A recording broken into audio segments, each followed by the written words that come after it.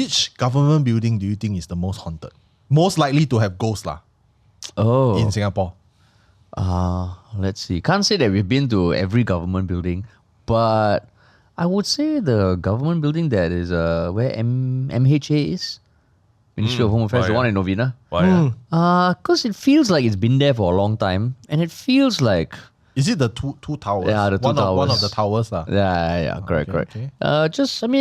It's like a complex. It doesn't feel like the building is where it ends.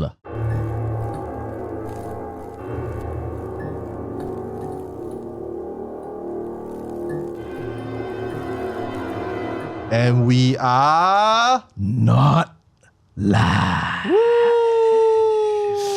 Okay, it's the 13th of the month, and you know what that means. What does that mean? Oh, okay, fine. Yeah.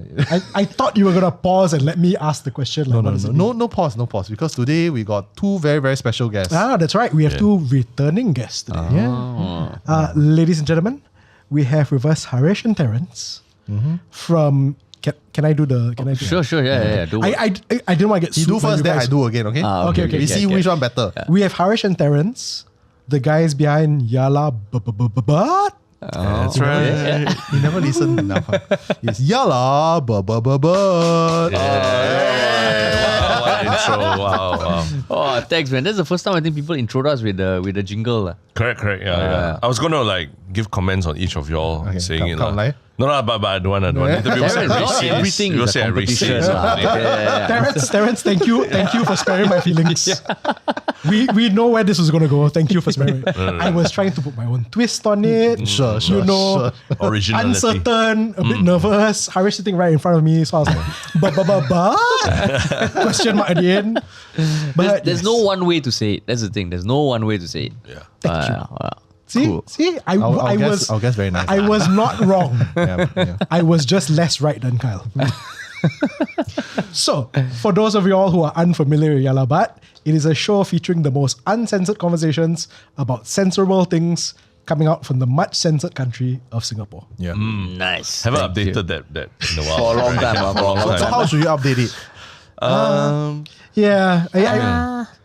Maybe definitely an aspect of news, current affairs, hard-hitting shit, but also comedy and entertainment. Yeah. Comedy and entertainment. Yeah, like you read that, it feels like it could be like a news outlet. I know. I was reading that and I was like, you guys are much more than that now at this point. Thanks, man. Yeah. So the entertainment factor for me. Yeah. This was like the last time we had them was 2 years ago. Yeah. Right? Well, you guys interviewed almost everyone in the cabinet already. Not everyone.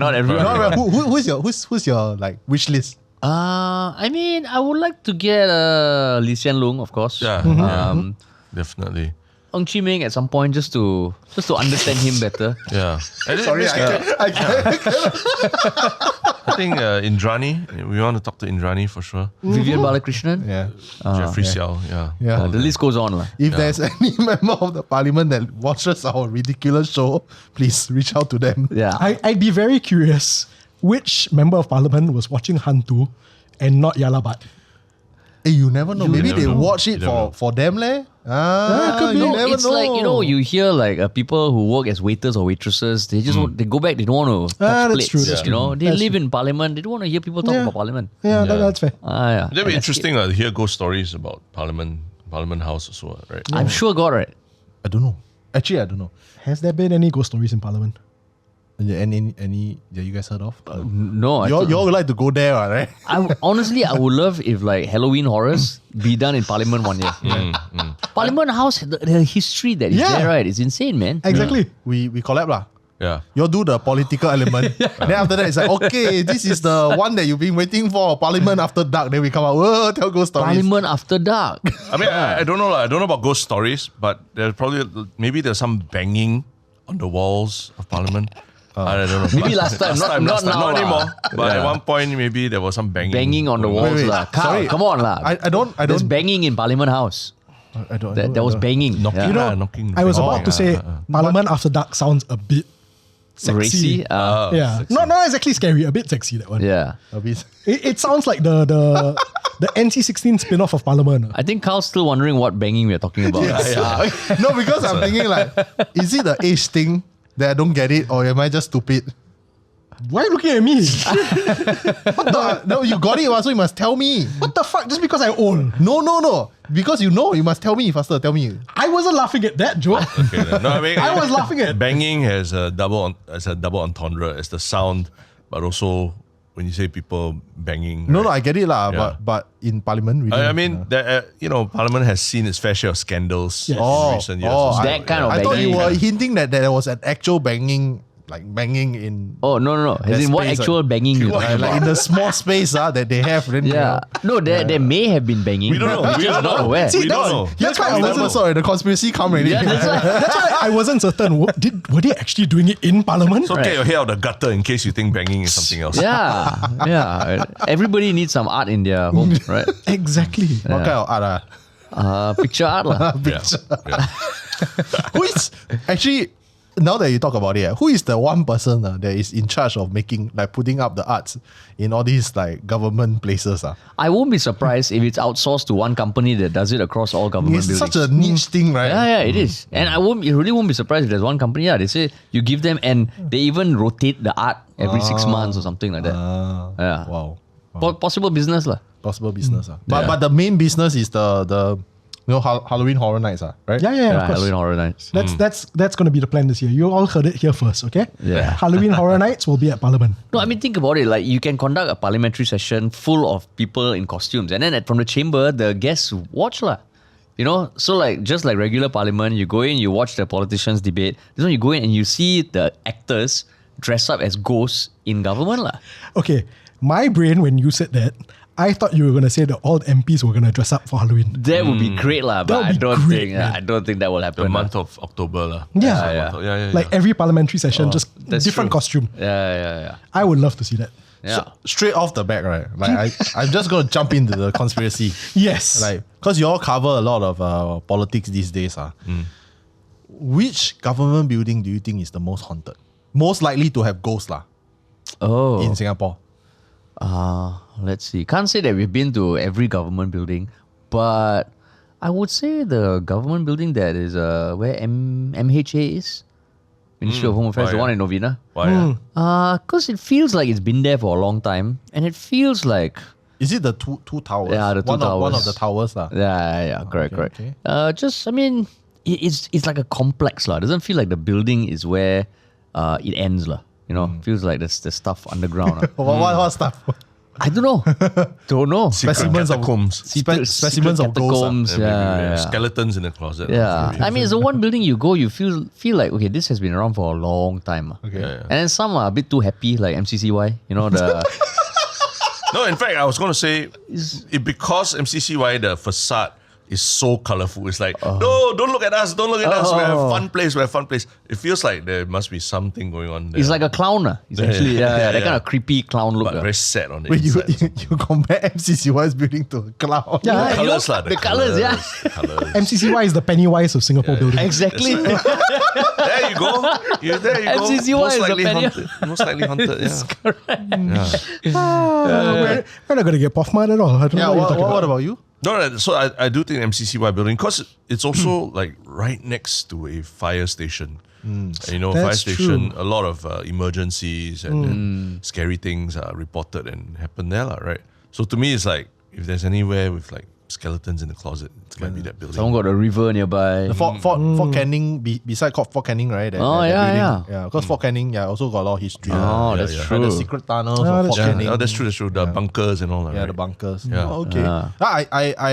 I think I agree with you in terms of that building because it's very near to Bukit Brown Cemetery actually. That's true. It's So right across the road, Old Police Academy. yeah. Mount correct. Pleasant. Yeah, Mount Pleasant. Not so pleasant. Yeah. Well, have you been there a lot, like the MHA building? No lah. Why would I be there? Hey, don't so defensive. Hey, relax. I'm scared. Hey. Maybe after this podcast, you can visit. Then invite me to go drink coffee there. Right? Then that's it. That's it. No, I have been around the area lah. Like I went to the there's this. horse place where they do the training sport. Equestrian. The equestrian, Oh. lost the word there. Where they did the equestrian training, just further down from the road, from Old Police Academy. So the area is actually quite creepy because it's just right beyond it is the cemetery already. And then I actually flew a drone for one of the shots, right? Then you can actually see Caldecott Hill. And Caldecott That Hill. one also got a history, is it? You never heard the old Mediacorp got a lot. HANTU, bro. Correct. So you can see like it's just right next to the cemetery. So it's actually Bukit Brown Cemetery is huge. It's like connected to all of them. I see. But why are you flying a drone there again? Sorry. I was shooting a documentary about the Paralympians. So Okay. Then they were training there, so I wanted a drone shot. Then I was like, can see the Caldecott, then I fly further. I go and see, you can see Caldecott Hill. Terence just trying to incriminate you. That will probably get you a copy session at MHA. I flew very close to this government building. It's at least 1 km away. So I'm safe. I follow the law, okay? But I believe that now they have like, updated the drones that I think if you're near certain parts, you can't fly, right? Can't even take off, I think. Oh, is it? Yeah, you can't. Yeah, the software doesn't allow you to do it if you want, so don't try. But speaking of which, I think like the old airport as well, the Kallang airport. Very near.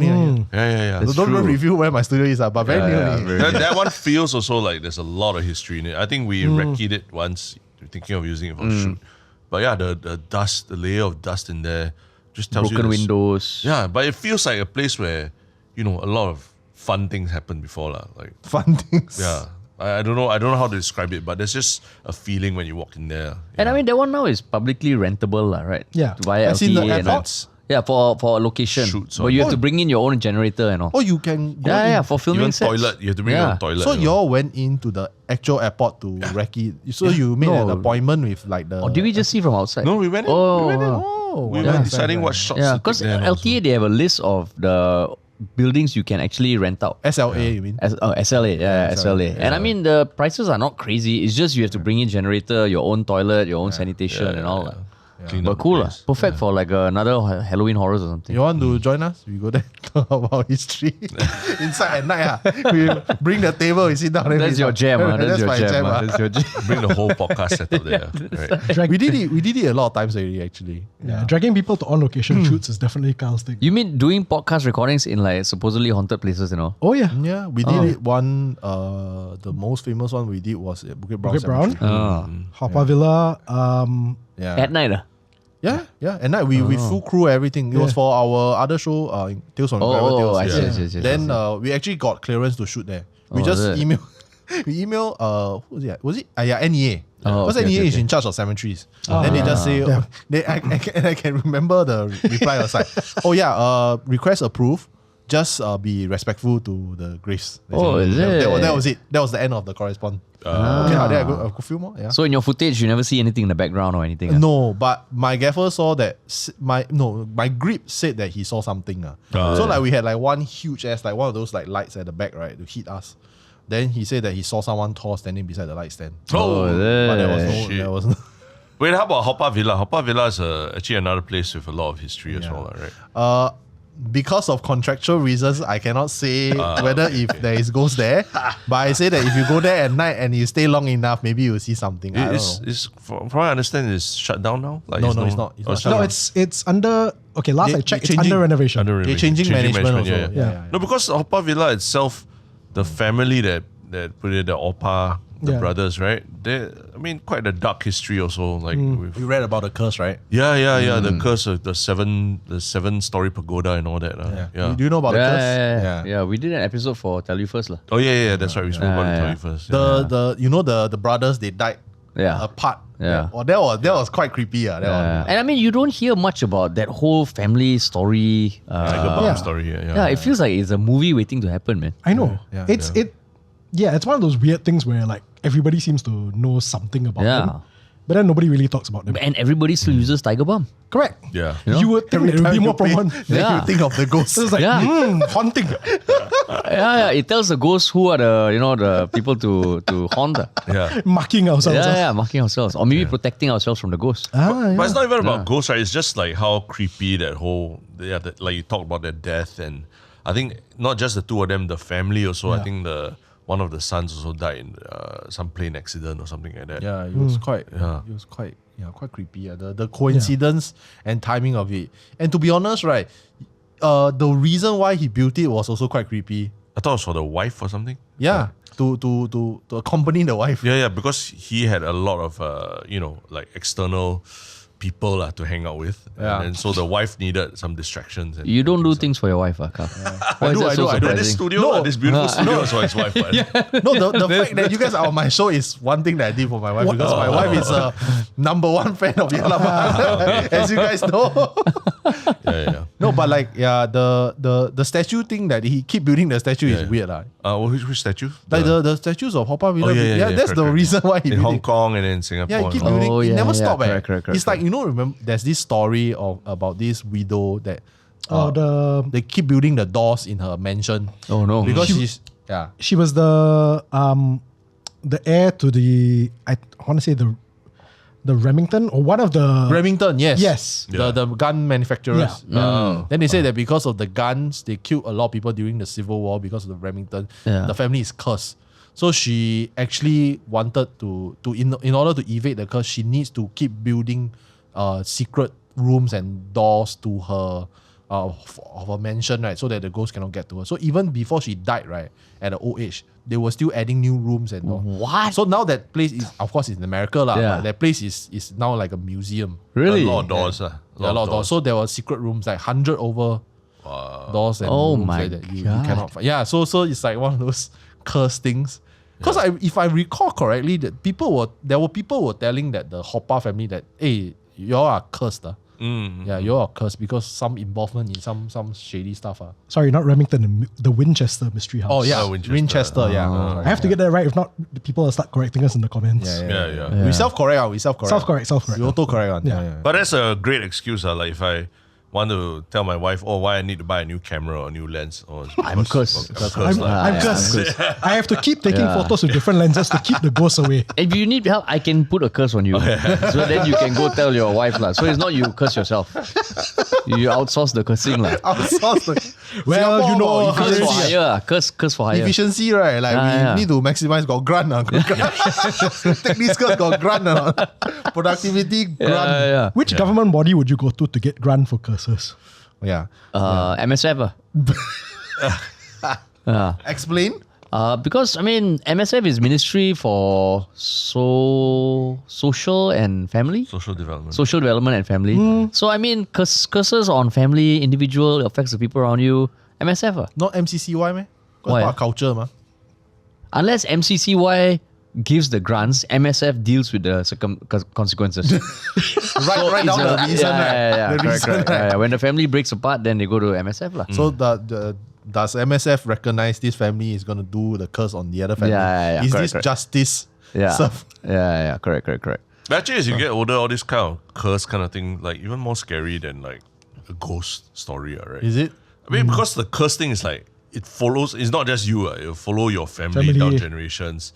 And I think as parents and all, like now, it's like wow, what do you want to leave behind for your children? You want to leave behind a curse? This like this that really eats at a parent. Like, So you are actually afraid of curses? No, not a curse per se, but talking about this like generational kind of curses.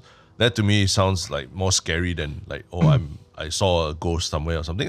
You see a ghost, okay, it haunts you, you scared everything. But wow, generational curse, like how to shake it off, that's the hard part.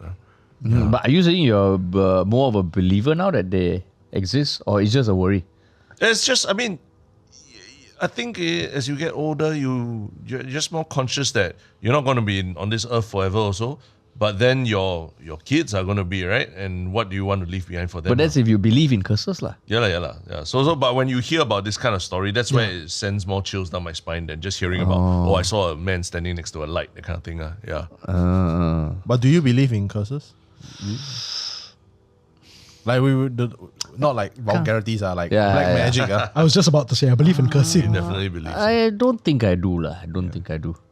Yeah. Maybe that's the start of people getting cursed lah, to convince them of the cursing lah. But yeah, I think I would say if I had to say yes or no, I would say no. Yeah. Hard for me to say I believe per se. Because the whole idea of curse, right? You know, like don't know if you guys have friends with got the third eye, that kind like. Not friends, but I know people.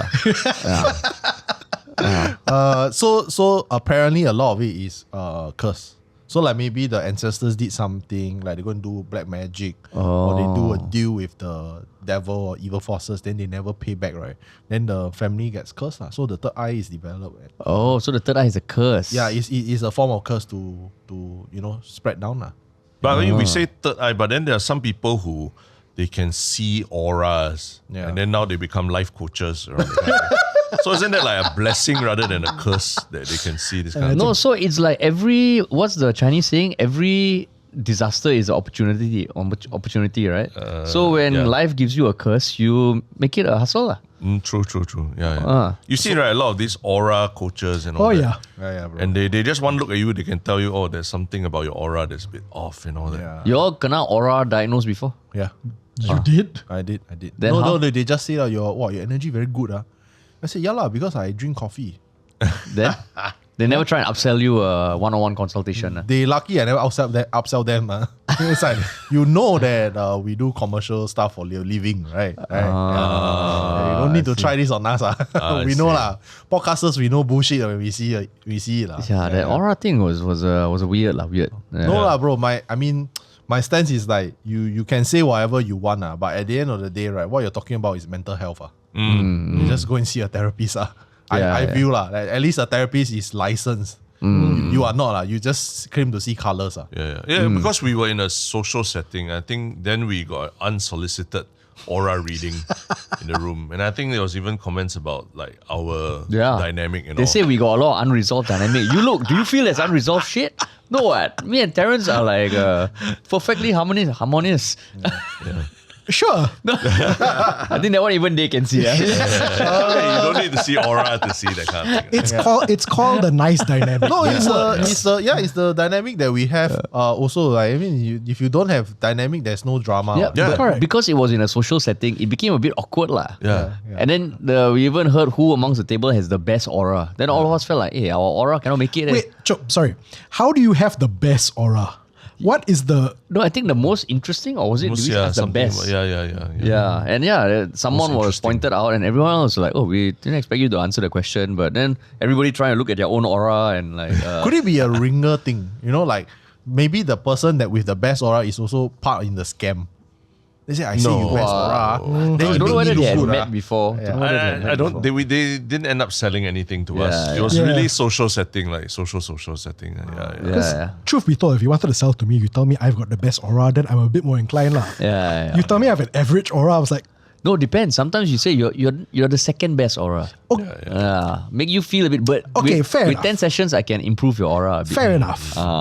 But then to outright just go, oh, that person's the best. I'm like, No, it's very, Yeah. very bastard. Like, Yeah. it feels like some secondary school shit. Like, you, even in aura, you also need to be meritocracy. It's like, oh, this guy got the best, A plus. Bloody Then this guy C. You all need to work harder. Come bloody on. spiritual mean girls. Yeah, that's right. That's right. Yeah. But these people also, they don't just do aura readings. They do things like pet communication. Yeah. So they help you talk to your pet. Yeah, I saw one which is ridiculous.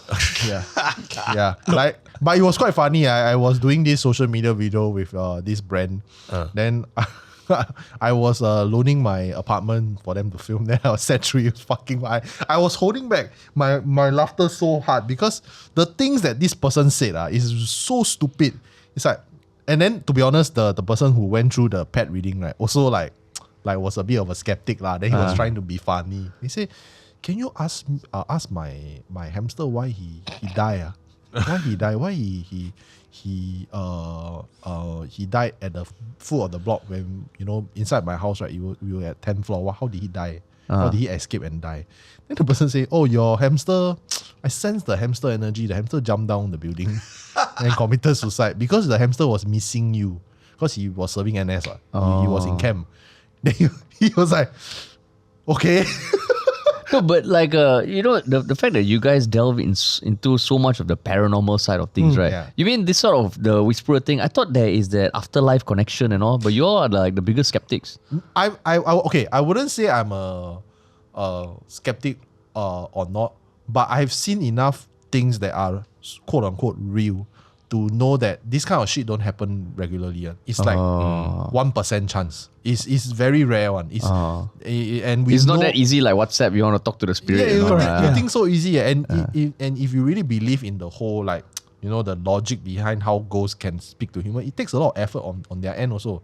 You think they're so powerful, they can just talk to you as they want. No, it's not that easy. And it also depends on your own energy and your fate. Like if you believe in the whole like, if we are fated to meet within this lifetime or like if within space, right, it's a lot of things need to be right in order for that shit to happen. Yeah, so I won't say we're skeptic. It's because of our understanding of how the things work in this supernatural it's sense. like a commodity, like a product almost. So then you're like, Yeah. it's very hard. And we know that there are people who are faking it. Yeah. We know who do it, who don't do it. So you can say that we are very cynical. Yeah, it's not even a supernatural thing. It's almost like you can tell, don't say whether it's real or not. You can almost tell who believes in what they're saying and who is just doing this to make money. Don't even get to the level of can they actually speak to dead animals. Yeah. You can kind of tell when somebody's a scam artist. But to be honest, as y'all are talking, your aura is a bit negative, lah. Guys. I know.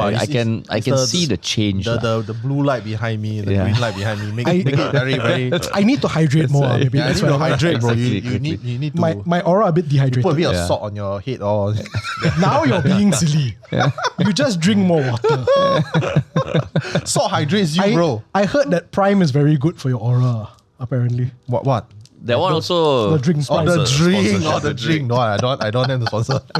No one sponsors. Yeah. But back to the conspiracy. Okay. Yes.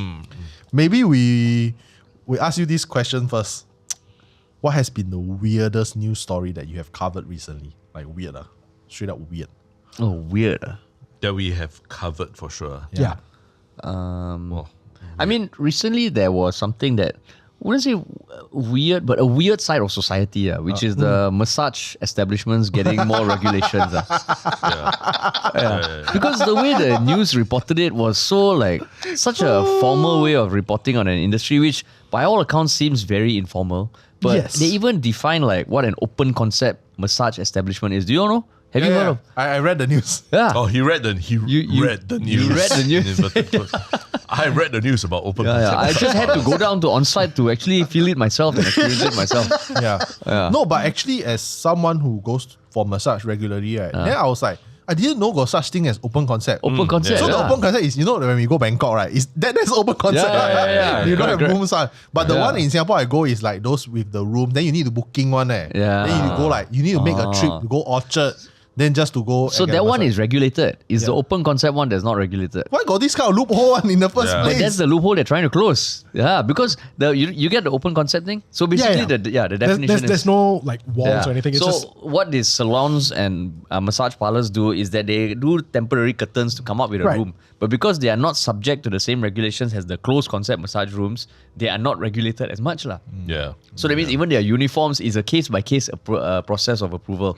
Whereas now it's going to be standardized. And you're going to have like a URL somewhere outside your shop so people can submit complaints if they need to. So it was just a weird side of society that no one really thinks about. Whenever you hear hair salons and those kind of seedy massage places opening up, it feels like it's the underbelly of Singapore. Yeah. But the whole article, there's a Massage Establishment Act of 2017, no? Yeah. That they formally define what a massage is and all. Yeah. So And just the fact that they are just spreading all over the estates. And Yeah. you really have to ask yourself, even the economics of like massage parlors, like how many happy endings do they have to be to pay a $10,000 rent, in the space? A lot of retired uncles. yeah, That's but retired uncle, okay, happy ending one a day. I don't know whether they can do two a day, right? So there's a cap. You never know. Some of these retired uncles. The repeat customers on a daily basis might be a bit hard. Maybe they need one day to charge up and all. So there's a ceiling to which how many customers they can service. I don't know. Happy ending is one of those things that you will take MRT and travel to I think experience people happy will, I ending. think, No, elsewhere. that's why they open.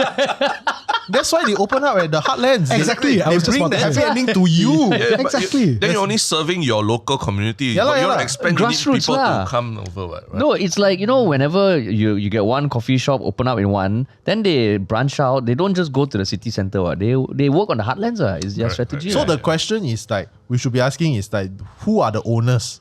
Maybe right, like you see the Heartland maybe got like 4 or 5, right? They're all the same owners. Yeah.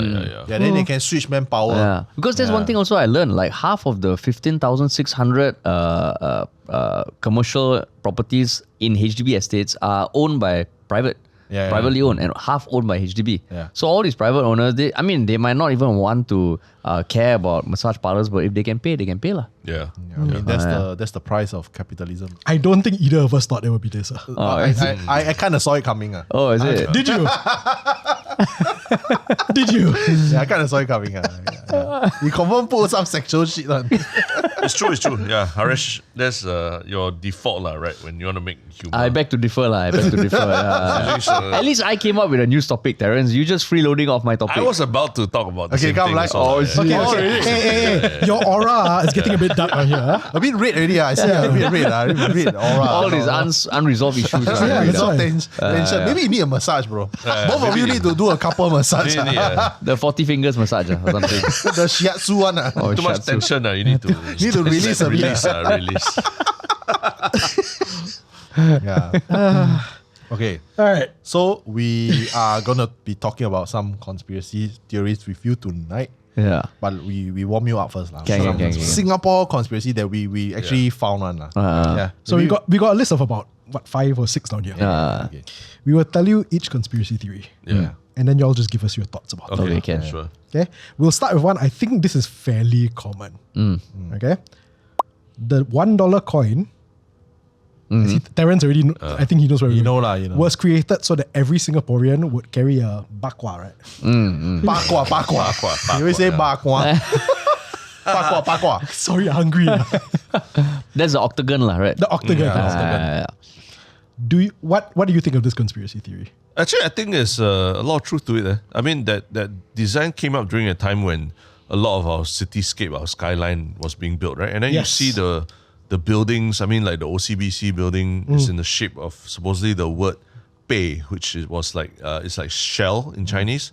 And last time shells were a form of currency. And then I think the UOB building supposedly is built on an octagon-shaped base as well. You see, so if the design in the architecture and all that already incorporates so many of these feng shui things, I don't think it's a stretch to say that our coin also, they might have consulted some geomancer and then he gave that advice. Even the Singapore River is supposed to be in the shape of a koi, right? Yeah. The belly of a koi. Yeah. That's supposed I've thing. never heard that one. Yeah, it's supposed to be. Because it's the Singapore River shape as it is now was established from bombing the Singapore Stone, right? Wasn't it? Something like that. Yeah. The mouth of it, the mouth of it. So the shape of the river, if you look at it from Google Maps, is really like the belly of a koi. And that's our financial district, right? So you want it to be as prosperous as like the koi, right? Maybe that's why we haven't gone full cashless yet. You look at other countries, you're like, no one carries cash anymore. There's always this resistance to go full cashless in Singapore because they want the $1 coins in circulation. Really? I kind of figured that we're one of the more cashless countries in the world. Maybe, but not 100, not like 100%. I don't even think it's 95%. I would say it's less than that. So maybe there's that resistance. There needs to be the $1 coins in circulation. Yeah. But you've seen like, I think it's mostly older Chinese people. They always have a coin or something pasted like around the stuff that they use to calculate money, like a calculator or all that, right? Hua. Yeah, so that is because it represents like that bakwa thing, is it? Yeah, maybe it's also to attract wealth. You have friends who have like the handphone case and put $100. Yeah. Like a bit of like a flex No, and as in- attract wealth kind of thing. Correct, It's super uncles, yeah. Oh, is it? Yeah. I put $10 inside just so I got some cash, but it's not seen Yeah, so so I can't you- say it's a you flex. hide it Hide it. lah. Hide it. Okay. Well, I know where to find $10 if I need it. You try. It's laced. It's laced. No, but the thing about the coin, actually in Indian culture also, there is something about coins. But I think is it's the it? gold coins. Yeah.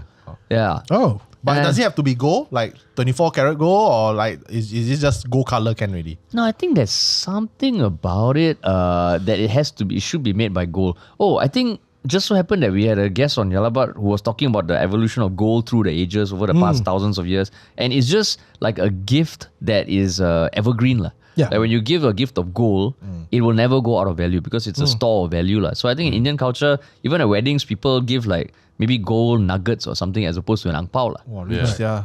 Depends on how small. Sometimes fucking small like that. Now 1 gram, how much already? Yeah, that's why. So I look back at some of the few wedding gifts I got that some aunties gave in gold. I'm like, hey, that's the only ang pao that appreciated. What? Yeah, what? Yeah. Nice. So I think that culture of coins, but there's no amulet shape or anything lah. Oh, just gold lah. There's gold lah. No, but they did say that even the Chinese, they believe that, if you keep gold close to you, right, it's actually good fortune. Oh, so yeah. like some of the older folks, they want to be buried with gold as well. Oh, Buried or cremated with that's gold. true. So it's like fortune. You bring fortune to your descendants. Yeah. But the dollar coin one is yeah. But you all believe in the this dollar? also no, but this all said, right? Lee Kuan Yew himself said that he doesn't believe in this feng shui hogwash. So if Lee Kuan Yew didn't believe it, and he's quite pronounced in his beliefs, right? Like if he believes something, he will do something about it.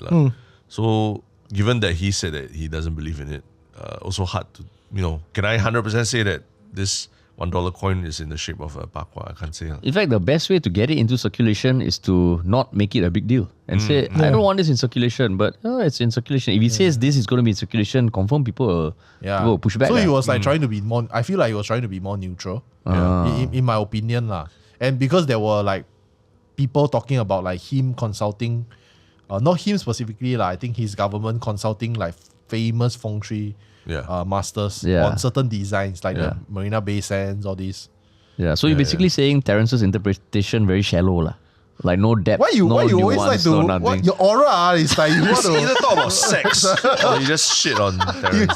you want to stir shit on this guy. Stir shit or stir sex. I need to give you like a aura, buy you something to stir shit. Your aura got stir shit on it.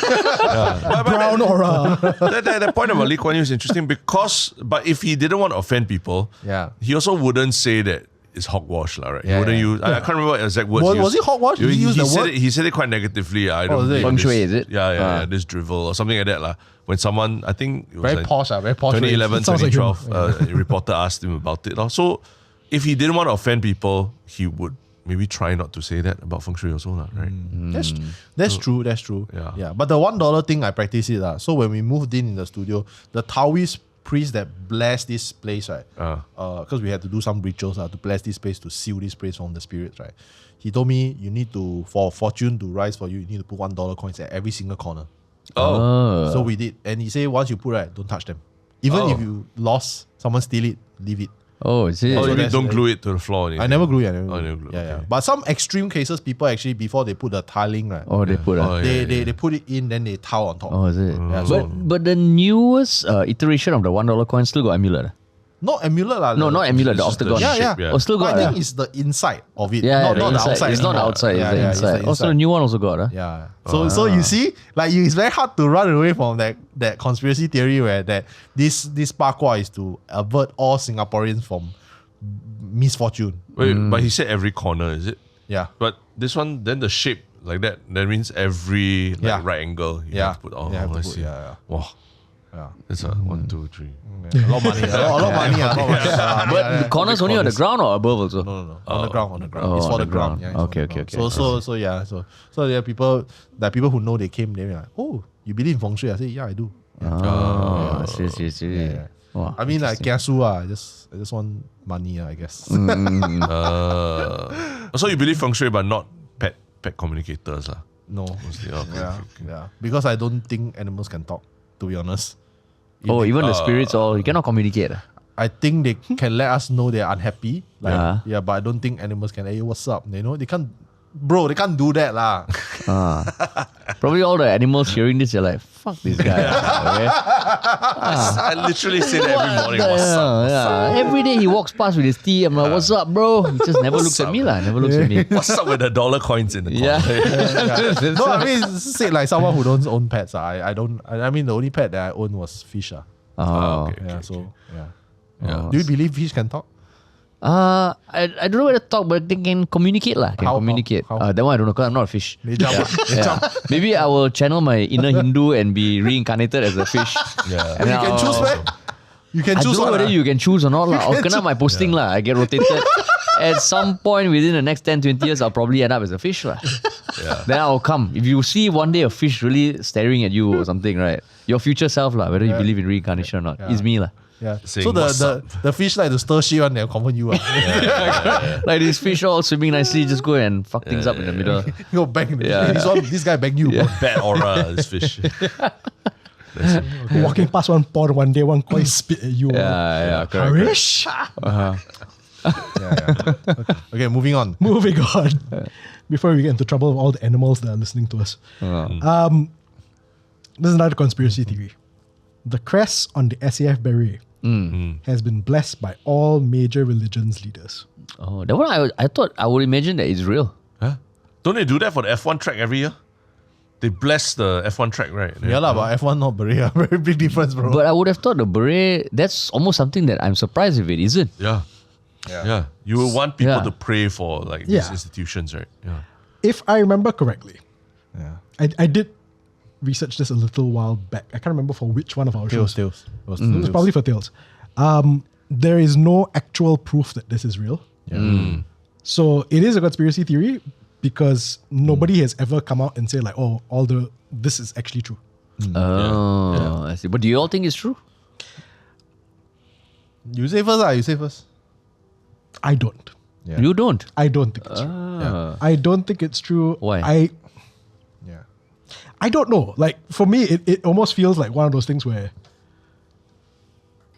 it just seems too manufactured an idea of like, oh, Singapore is very good at planning stuff. So therefore they will be very efficient and get all the major religion leaders to bless the beret and everything. It almost seems like a parody of what Singapore is about. But are you talking about every single beret or just the arms? The crest. The crest lah. Yeah. Yeah. But even then, I mean, it's like a one-off thing lah, right? I imagine it's a one-off thing lah. Like Yeah. maybe they give them like the design and then go, oh, I bless the design. Maybe and designs. remote, all come on a Zoom call. Correct, exactly. Then somebody, I share screen, I share Yeah, yeah. screen, share the thing. So they got to think then all at the same time will All bless. bless, yeah. So that Zoom call just goes quiet for a little while. Yeah, Everybody's doing the correct. blessing. There's like, done? You done? Okay, Yeah, then Zoom done. call in. Then- But I mean, we have literally been to interfaith events where we were breaking fast together with Yeah. Muslims. Then there was a Taoist priest at our table. Then there was like other religious leaders Yeah. in full garb and everything. Yeah. And they're all sitting down at a table together. And if you look at it, if you didn't know what was going on, it looked like, this is like village people gathering or that kind of thing. Or Halloween or... Halloween, but it really was a very serious interfaith event where they came together and they're very seriously talking about like faith. So actually, logistically, it's not impossible to get them in a room. Logistically, it's not. I'm not saying the logistics of it is difficult.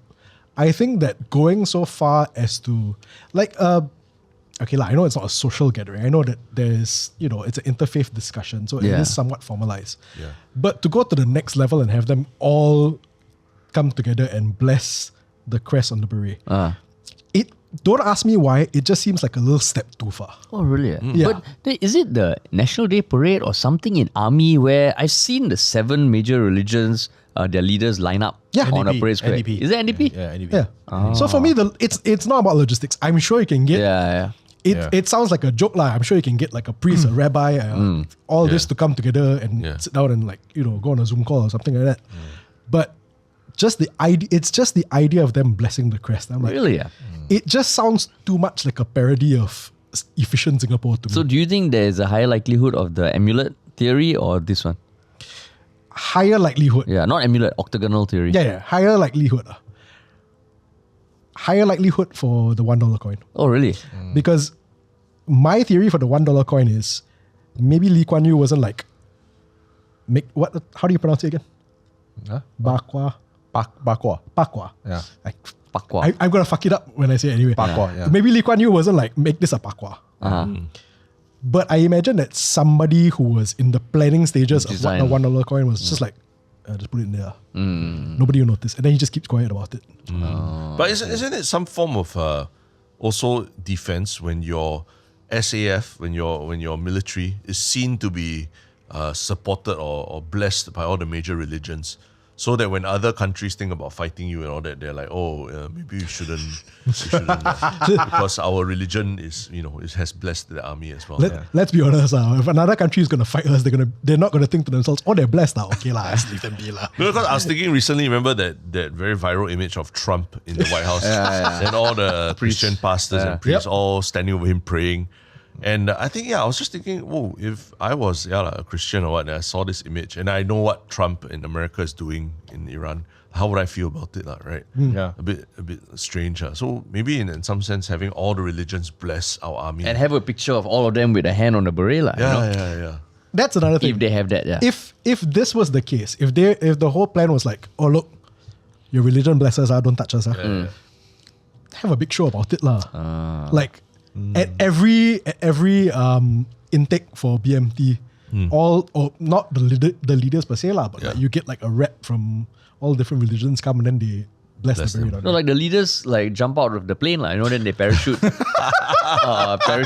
the parade square. Land one by one. If this happens at the NDP, right? How epic would that be, man? It will be the first time I attend NDP ever. Walao, so they're blessing the whole of Singapore from up there, Yeah.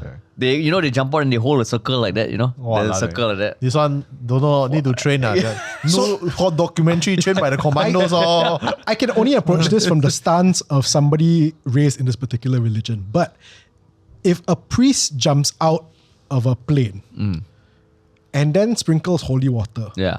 does that technically count as it raining on National Day? Potentially, but it'll just be like a drizzle. Yeah, lah. Yeah, drizzle. Not But the bad, whole, what? yeah. Yeah. So I mean, think about it, blessing the whole country and all 7 religions. So Holding each other's hand. Holding each other's Yeah. hand. Yeah. Formation. What? doing Yeah, the formation. What pattern would they form? I thought a circle where they all hold hands as Okay they're lah. free diving. Yeah, lah, because it has to be quite neutral. How about Yeah. hut? Enough or not? Enough people. I think the thing is, right, I think that if you form any other shit besides a neutral circle, right? Pakwa. Oh no, but that would be construed as being Hey, linked towards one. why? Hey, where got? Like all the other religions, what the hell? No. That's why. Circle. I could be wrong, but I think all our major religions circle fairly neutral. Lah. Yeah, There's fairly no neutral. symbolism behind it. Lah. Yeah, correct. Yeah. So yeah, no, for me, the beret thing, I don't believe it. I'd sooner believe the $1 coin theory than the beret. Okay. Got it. What about you guys? You guys heard of it, right? Obviously, in SAF. Yeah. I mean, I would believe that more than the $1 theory. Yeah. It's a new arm of total defense, religious defense. Yeah. Spiritual. I'm sure we ah. have that. I'm sure we have that. Yeah, like- But do you believe in it? I think a lot of these things are done without making a big show of it, lah. And they like you say, like the Lee Kuan Yew thing. Someone along the way say that, hey, let's just, if it's not going to hurt anyone, let's just do it and avoid any problems. In some ways, I can imagine that for institutions as well, lah. That's a total scene in a movie, man. The Singapore army is under attack by paranormal forces and all. Then someone just about to die. They put on their beret to die. Then suddenly the ghosts are like, Okay. Is Yeah. that the movie that you did, Zombie Pura? I did zombie pura, but nothing to do with the beret. It was a mosquito. The mosquito rub. See, that's my other point. Who wears beret into war? No, they're going to die, Then they're like, I want to Pride. die with pride, you know. If that's the case, shouldn't they be blessing your helmet? No, but he going to die already. Yeah. He got like kena legs all blown off already, bleeding a lot. So wear helmet, no point. So he's like, I want to die with pride. I'm a guardsman and I just love my unit so much. Then he put on his beret. Then suddenly the ghost. Yeah. Yeah. See? Wow. Okay. Movie idea? Sure. He just wrote a scene. I have a very long theory about this. We'll go deeper. I'm quite a bit of a conspiracy guy lah. I believe that it is blessed, but not all units and not all ranks. Explain. Yeah. I think they spread the rumor themselves. Like the SAF, they spread this rumor themselves. If you look deep enough in Reddit, right, there are people who are saying that, this is actually psychological. It's like the power of belief. Placebo lah. It's a Yeah, placebo. And it works. It's a psychological thing that it works. So they tell the recruits that, hey, if anything happens, wear your beret. It will protect you. Then you believe. So that's something that is mentioned to recruits? I think it is what. They got tell us Oh, is it? my sergeant, he say, hey, if he never say if you see ghost. He say if you scared, wear your beret. Really? Yeah. Wow. I mean, I've heard other things to wear, lah. Like flip your underwear around and things like Really? that. Not so Wait, much your sergeant beret tell and you all to that. flip your Keep underwear. that one, he's just a pervert lah. Disgusting, bro. Yeah, you flip your underwear in front of me. Come. Yeah. If you feel there's a ghost coming, Yeah. this nice pink lingerie. will protect you. Yeah. So I think that maybe like the front line lah, like the units that keep Singapore safe on a daily basis. I think I do believe that maybe those units they actually give, because logistically to do it for every single batch of recruits going into their unit for Berea, I think that's impossible. No, they just do once. I thought it's just once. I don't know because Because the coat of arms doesn't change, right? but it takes time to bless each one. But I mean I've seen like rituals for blessing. Like I think you do to recite the thing, right, and then they need to do some stuff lah. This is from my understanding from the Taoist and Buddhist side. Yeah. One, let's say we do 2 minutes, then you have 30,000 per. Oh batch. no, just the coat of arms, the design. Symbolic lah. Yeah, Symbolic. no, but it PNG doesn't work file. that one. No. You need, when you bless a certain object, it needs to be that physically. physically. It's not the idea of it. Also, your So no Zoom call. When you say no, is you don't. There's no factory line when Oh they're no. blessing the whole factory I just line. don't believe in it altogether. I just don't believe in it altogether. But we know for a fact that the SAF keeps secrets from the public. And I say that because it's documented that, like, you know, the hijack, the SQ hijack that happened, that unit did not exist until like years later when they revealed that, there is this elite commando unit who operates. SOF lah. Yeah, the SOF lah. But before that, they were secret. So there are things that SAF does that we for national public don't security, know which I agree lah. Like certain things you cannot, because you can just spread to people who want to make harm to Singapore, right? Then they will know. So with that belief, right, I do think that like the Americas, there is probably a department where they deal with supernatural stuff or things that cannot be explained. Like the supernatural and aliens are probably in the same category that they cannot explain. Then this particular unit will deal with all this. And so is that like a universal theory that if you want to bless an object, it really needs to be that object, not a copy of that object? Yes, yeah. This is based on my understanding and from our conversation with the Gen Z Taoist Chitong lah. He said that you can actually bless anything, even your phone, you can bless it, but it needs to be there lor, and then you need to ask gods to give you power to go and. The priest will do it lah. They will do it for you lah. You got your phone blessed also No at lah. the same time. No as the office. You just put on the floor. Why do you do it at the same time? Yeah, just 顺便. So then you go to the haunted house, right? Then you filming, you start wondering why no ghosts appear. Because your phone too strong, Like right? light and all. Your cameras. Yeah. No, actually I don't want. I want my cameras to be cursed so that you can capture ghosts. Then you can sell it for a higher price. I see. No, but that's my theory lah. I see. And of course the placebo effect where they tell you got power, then therefore. And then there's another layer which is the authority of the government. Because Singaporeans are even in death, I think we still scared of the government. You see the crest, I would believe the placebo effect. Yeah. I would believe that they would spread the rumor that they have blessed it. Yeah. And I think that comes after the rumor had started. Like I think the rumor would have already started like, hey, it's blessed, Then they were like, I just lean into it lah. It's good PR for us, and we don't have to outright say like, oh, we are a religious organization, the SAF. So I sooner believe the placebo than the actual blessing of But you think the meaning of the word bless also has lost impact or not? Because Instagram, a lot of people are blessed also.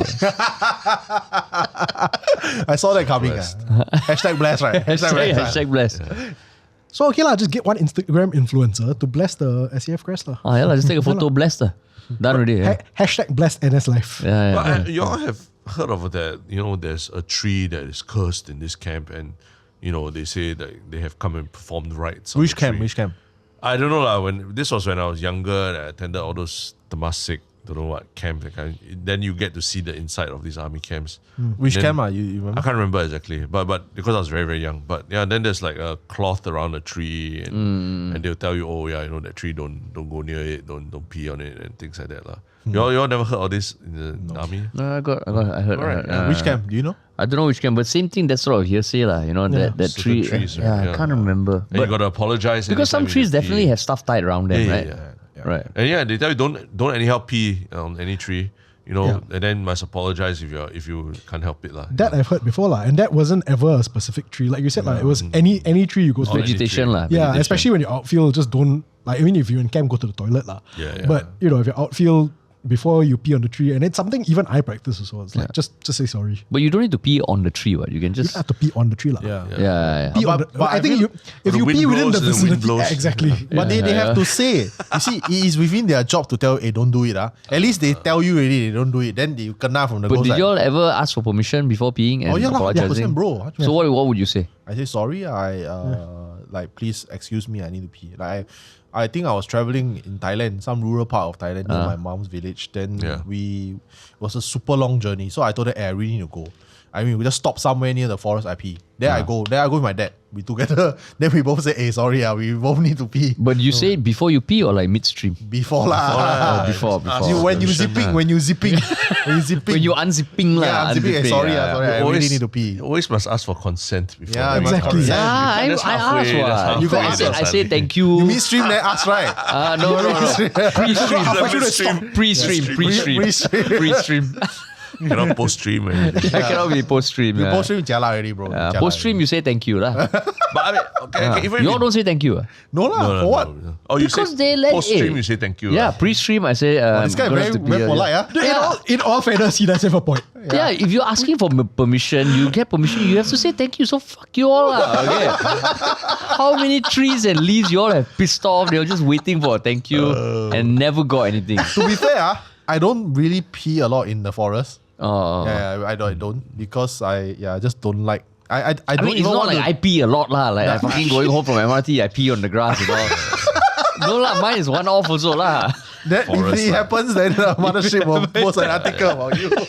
But even if you don't believe in like spirits or ghosts or that, in some ways, you're peeing on maybe some ant nest or somebody's home, lah, right? You know, this, I mean- this natural environment. I technically don't give a crap about the ants, lah. Yeah, fuck the answer. But I agree.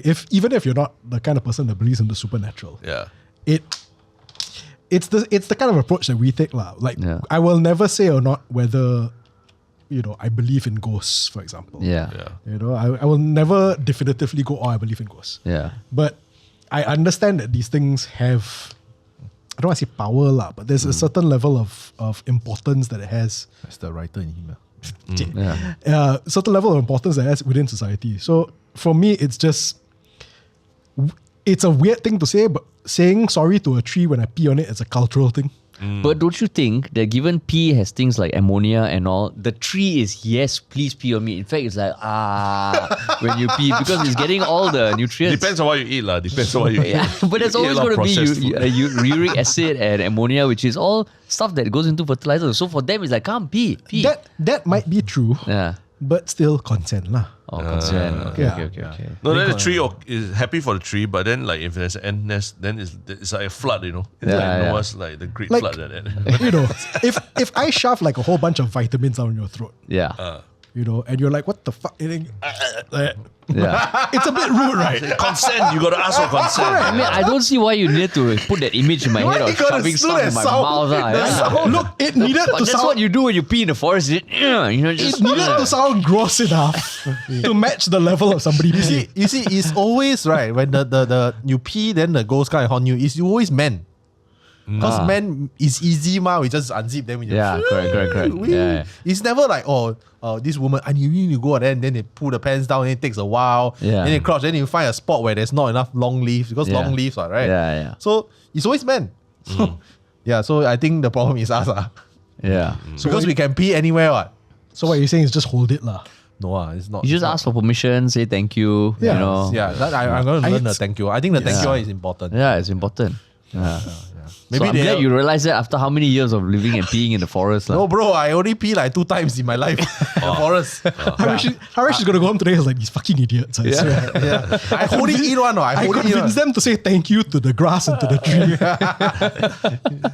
Don't lie. Yeah. Your confirm will say one also. Yeah, Maybe if just you say don't it. say it Yeah, out why loud, you not? say it in your heart also. Correct. Yeah, Because yeah. you're scared. Yeah, correct. Yeah, this is in our nature. We want to make sure that everything is chill, right? Yeah, Don't correct, trouble, don't trouble.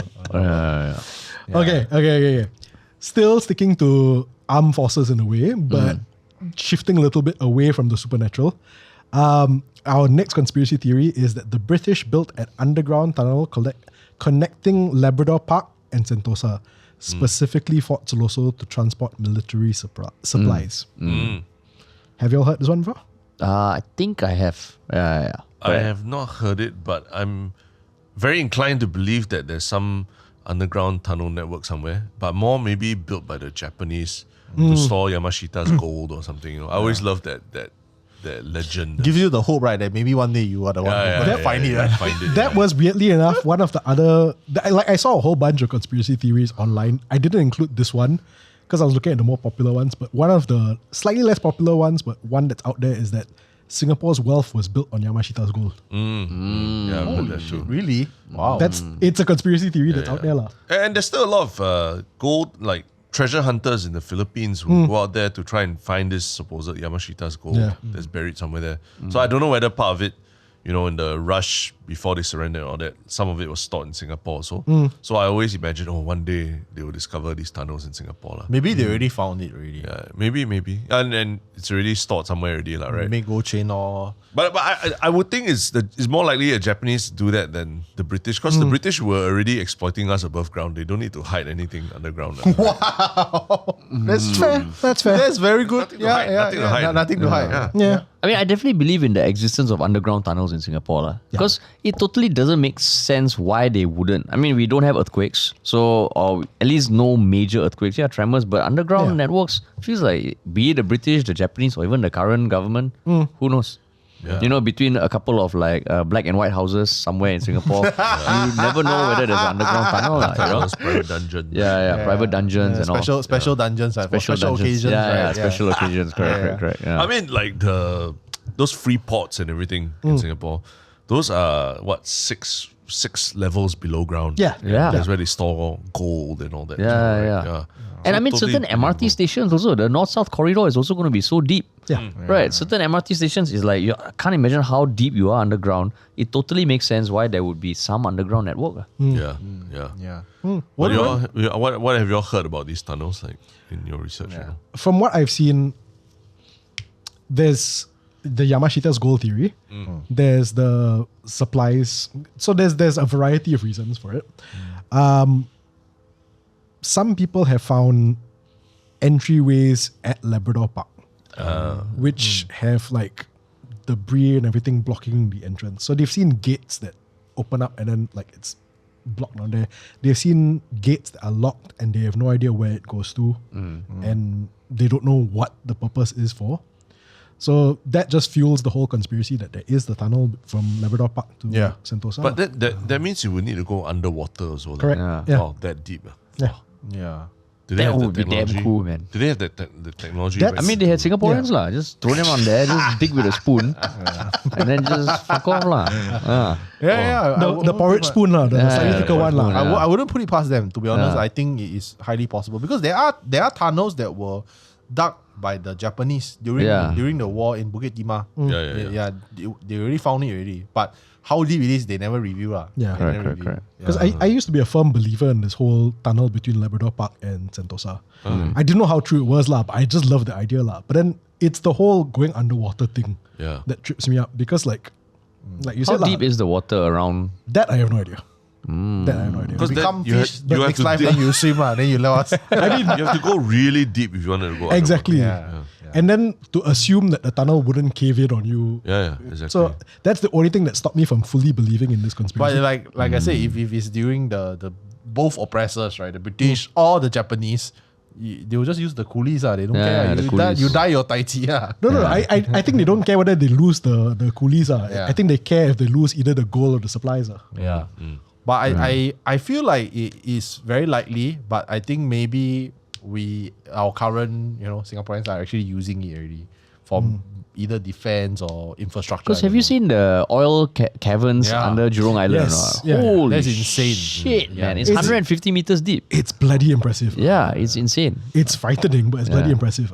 So you can imagine maybe there's stuff that only in shitty times of war we will all find out as Singaporeans. They'll be like, okay, go to unit 0120 of your block and go down in. But we've spoken to an engineer who was in charge of some of this tunneling for the sewage, underground sewage and everything before. And there's we have a lot of experts in the area as well. So I wouldn't be surprised if that we had a whole team that is dedicated to Have you seen the sewage tunnel? How big the sewage tunnel is? It's fucking huge, man. You need the infrastructure lah. Yeah. I believe now that maybe somebody built the tunnel for whatever purpose between Singapore and Sentosa. Yeah. But during the war, no.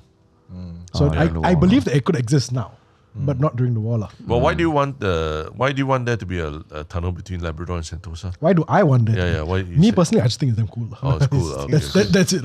Yeah. So you can just go to appear at Tanjung Beach Club, you know? Correct, Just exactly. You don't drop out, then cool, then go take back. the Yeah. cable car lah, walk across the causeway lah, done lah, just go. Boop, there you go. I've always thought it's quite a missed opportunity that there isn't a direct zip line to go from like Mount Faber all the way to Sentosa.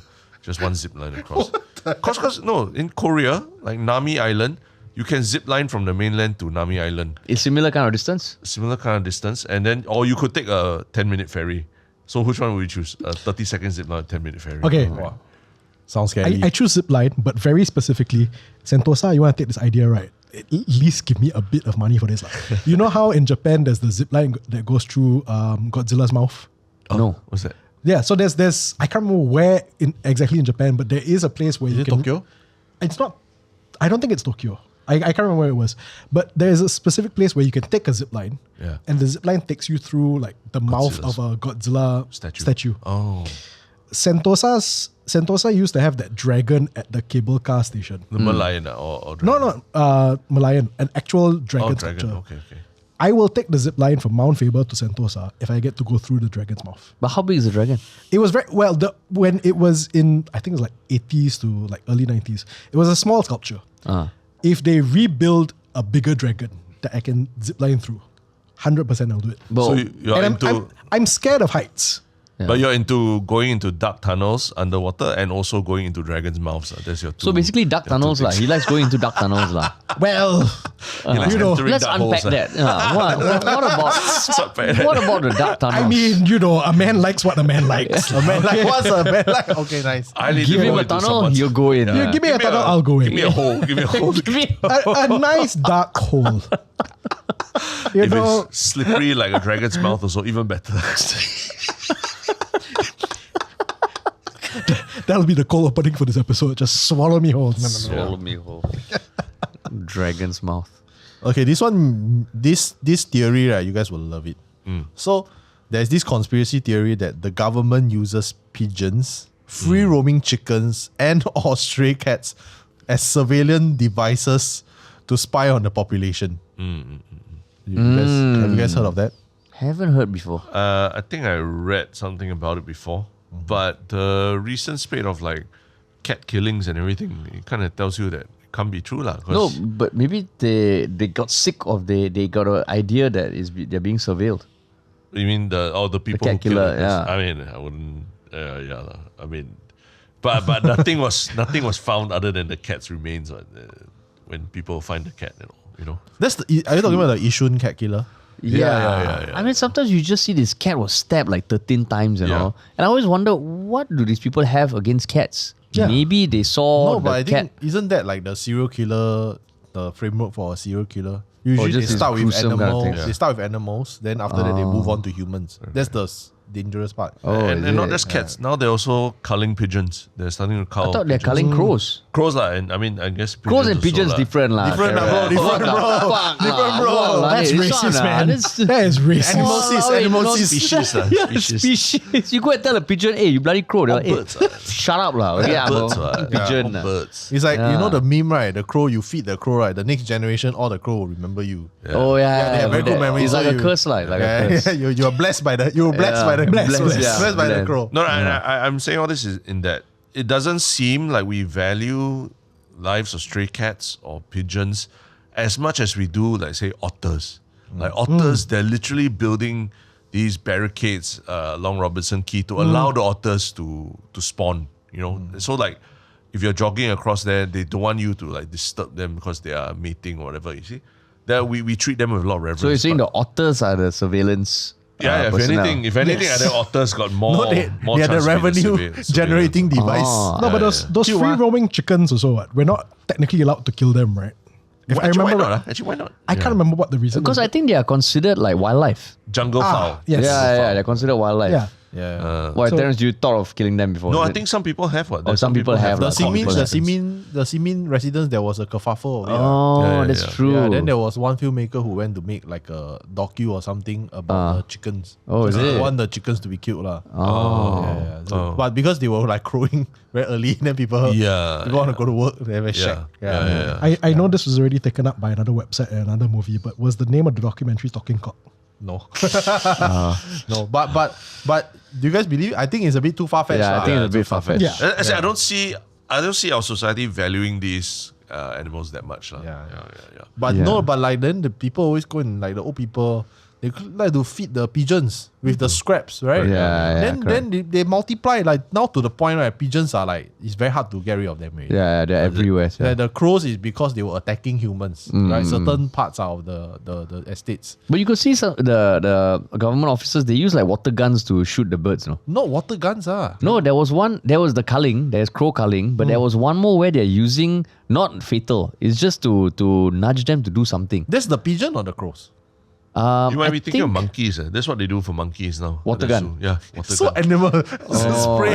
Really, they carry water gun. They shoot maybe, those stray maybe. monkeys. Quite a fun role, lah. Is there such a thing as stray monkeys? Would you Wild monkeys. work for that if you?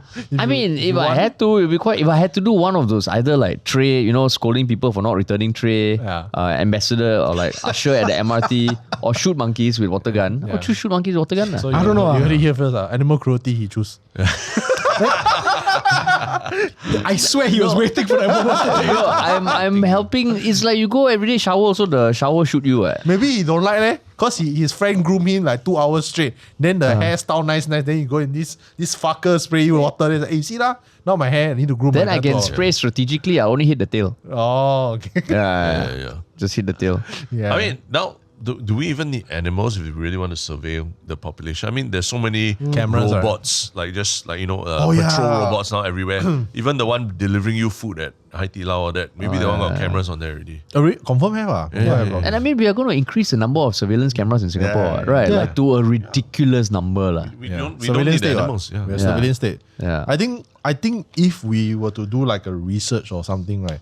I think probably Singapore is number 2, yeah. The most camera dense country in the world, second to China. Yeah. What I think might be more realistic is the pigeons and all, they hear us. Yeah.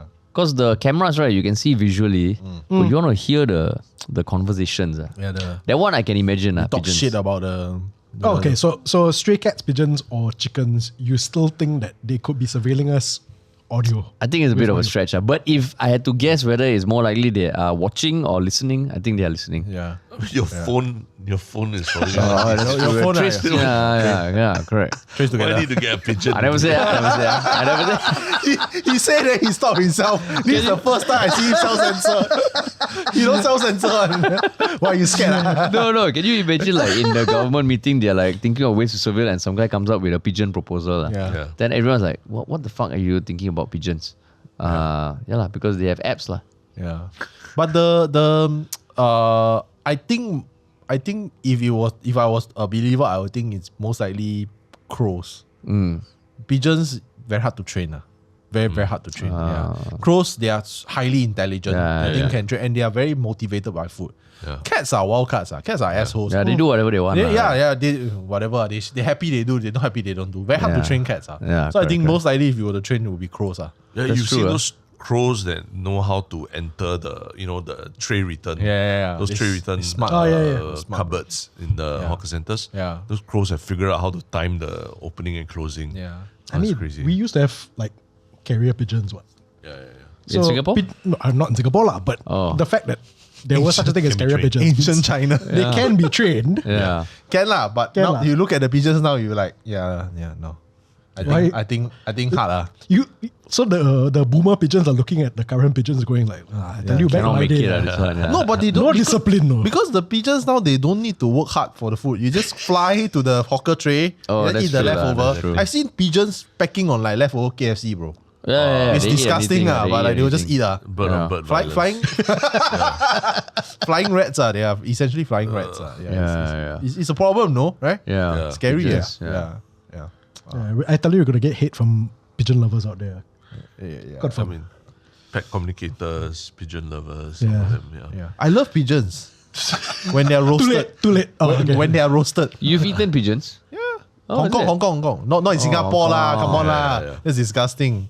Well, Hong Kong pigeons, what's the difference? No, those are reared for. No, the wild pigeons and the reared ones are different. The reared ones are like they are like treated as poultry lah, like in the farm lah. Yeah. They taste gamey. But there's like, I mean, wild chickens and farm chickens, you still eat, right? No. You don't see me going to see me drive and try to kill the chicken. No, but the free range chickens, you know? No lah, where got free one? They still end up in the gonna chop off what. True. But the wild pigeons, maybe because you haven't tried the city pigeons. The city pigeons. Yeah, a bit more of a smoky taste. Smoky taste. I've eaten before. I've eaten before. Yeah, but like the pigeons, they actually don't taste that great.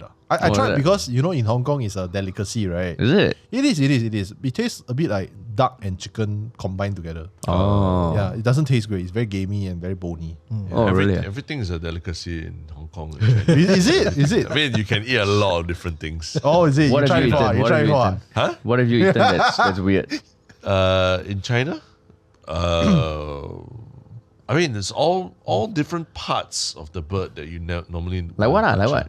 What's the duck tongue or something like that? It's like a Y-shaped. It's like a little. No, but Singapore you Y-shaped. can buy what? But very rare lah, rare. Got the jue, something on the China, one of those China. Okay, now more so because there's a lot more China. Wait, so what shape is it?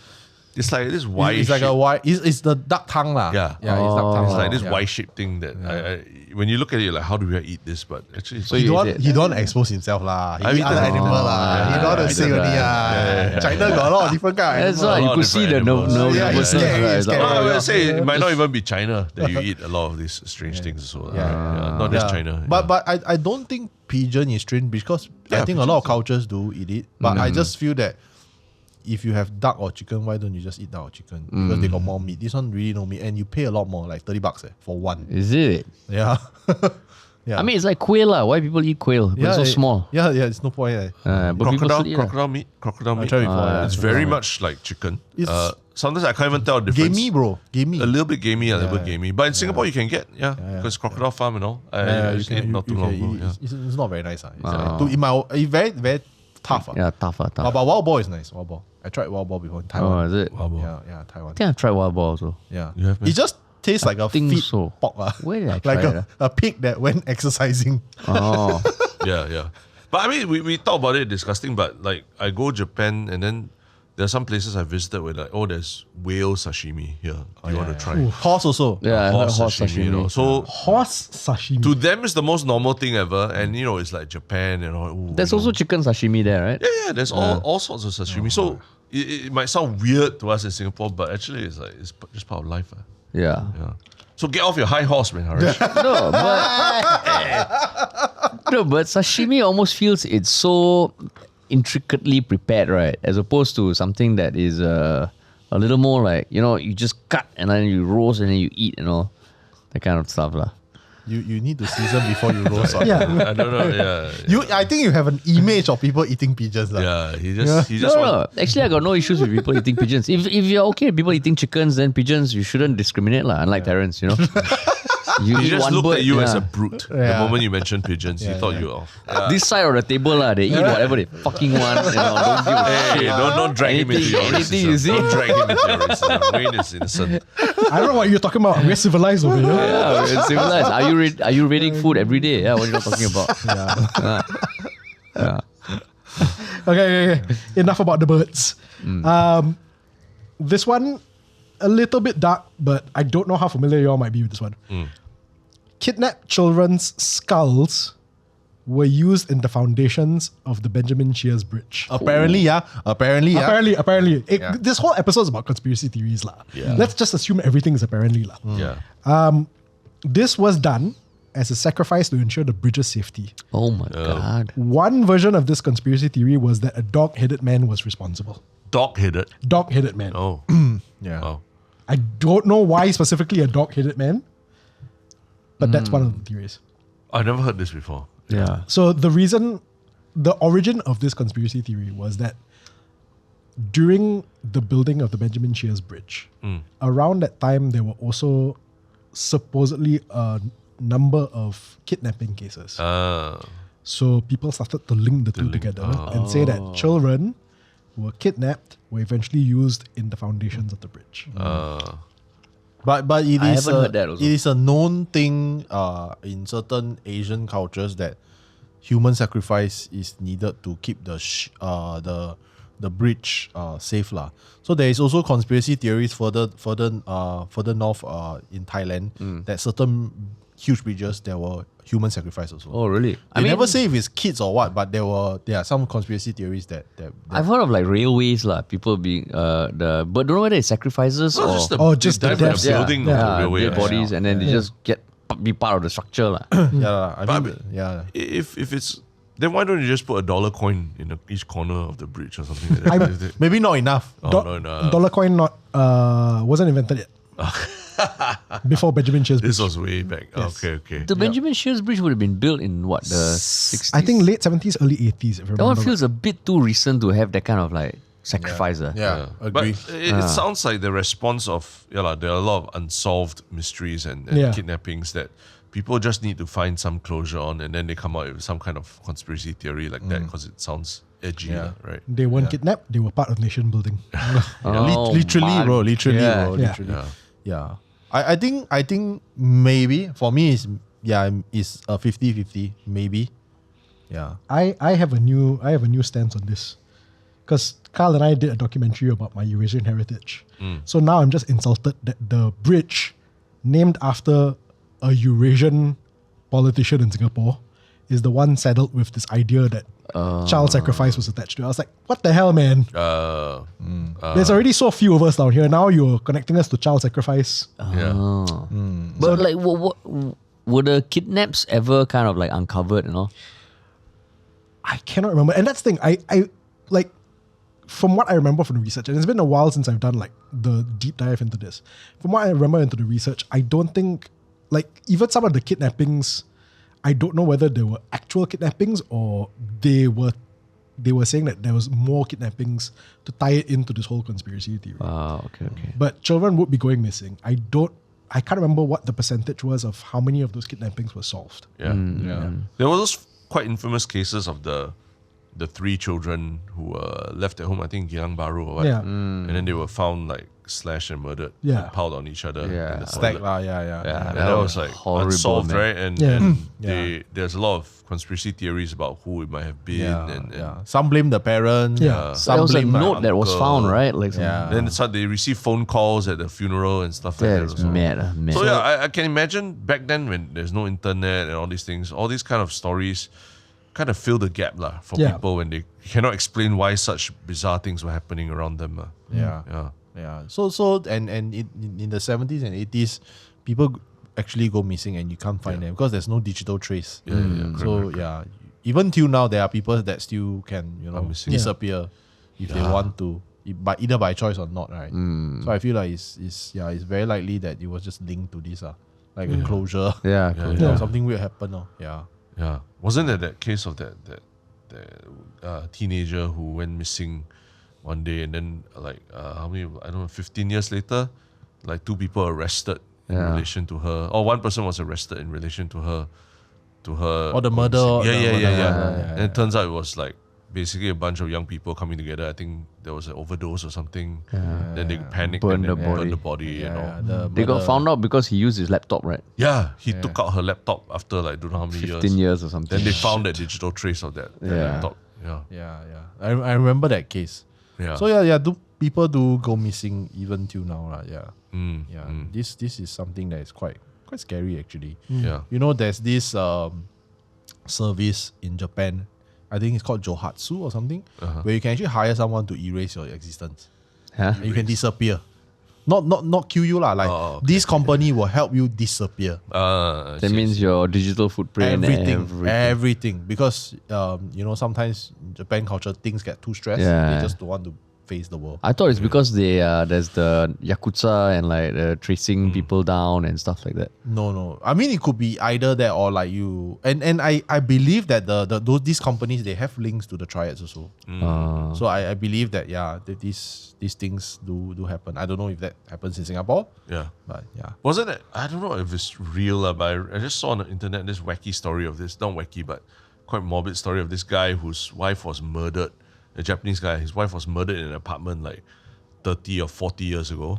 He sealed the house, right? He sealed the house, Oh. continued paying rent for it for 20 years until DNA technology came in and helped them find the killer, and they actually managed to catch the It was killer. his friend.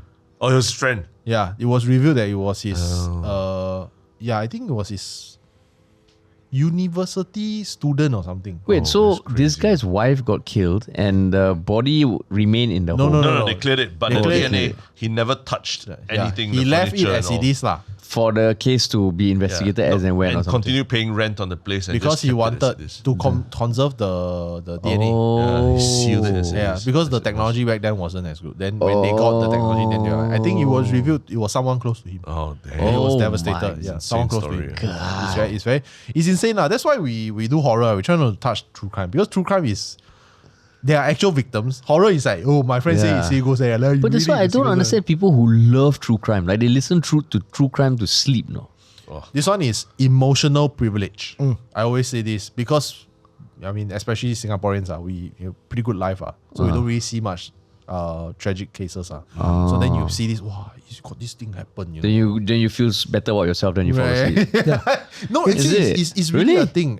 And from the research that I read about podcasting is that it's the number one genre in Yeah. podcast, right? True Yeah. crime. And in America, it's very different. The women listen as a tale Yeah. to prepare Cautionary themselves, tale, yeah. cautionary tale to protect themselves. Because there's a lot of like... Really? That's why they listen? Yeah. But I mean, it seems like there must be a certain level of pleasure they get out Of of course. it. what? Like the emotional privilege lah. Yeah. Because we all live in cities nowadays. Yeah. So you feel safe lah. But doesn't that apply to any form of like, you watch horror movie Yeah. or you play Resident Evil? Yeah. You play because you got emotional privilege Even- and yeah. you know it's not going to happen. Yeah. Yeah, but it's the level, right? Yeah. It's the level. But true crime actually has real victims and you sort of like Yes. gawking at what happened to them. Yeah. You don't think there's something more to that? I mean, like as a kid, right? I don't know how fully formed your mind or idea might be about emotional privilege now, but a lot of kids like horror. What? Yeah. But okay, so there's 2 points on here. So the horror aspect of it, the emotional privilege is tied to that because even though you can't accentuate it, you can't express it. Explain it. You inherently have that privilege if you grew up like say in Singapore, whatever it is lah. Then you know, because it's drilled into you, safe country. Yeah. So you try to experience that danger through a horror movie, through roller coasters. Because you don't experience it. Because you don't otherwise. experience it. So it's almost a weird biological need to experience that. So you've read up on this, is it? You have. a little bit. A little. I am The far from an reason- expert. The reason why horror has such appeal, is it? Yeah.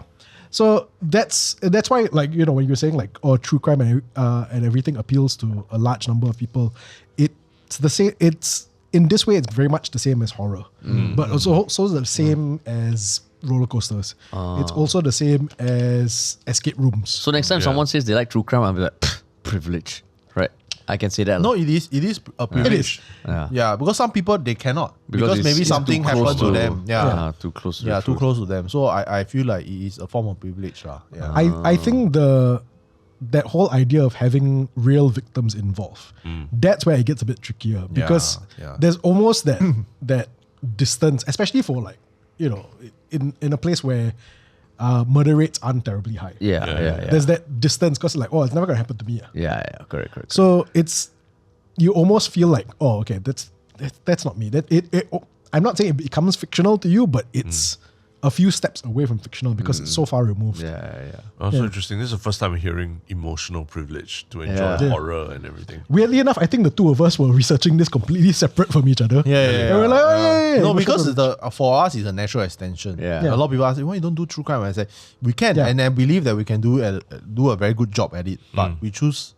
It's a conscious decision. We choose not to Yeah. because I think you're making profit Yeah. Of out other of some of people's suffering, and these are real people lah. Unless you're asking us to do historical like 100 years ago, then okay lah, maybe that's where the grey area is lah. But for us, it's a moral thing that we try not to cross Which isn't to say like, Yeah. I do think if you do a true crime podcast about a relatively recent death, I think you can do it, but you have to be so bloody careful about how you do it.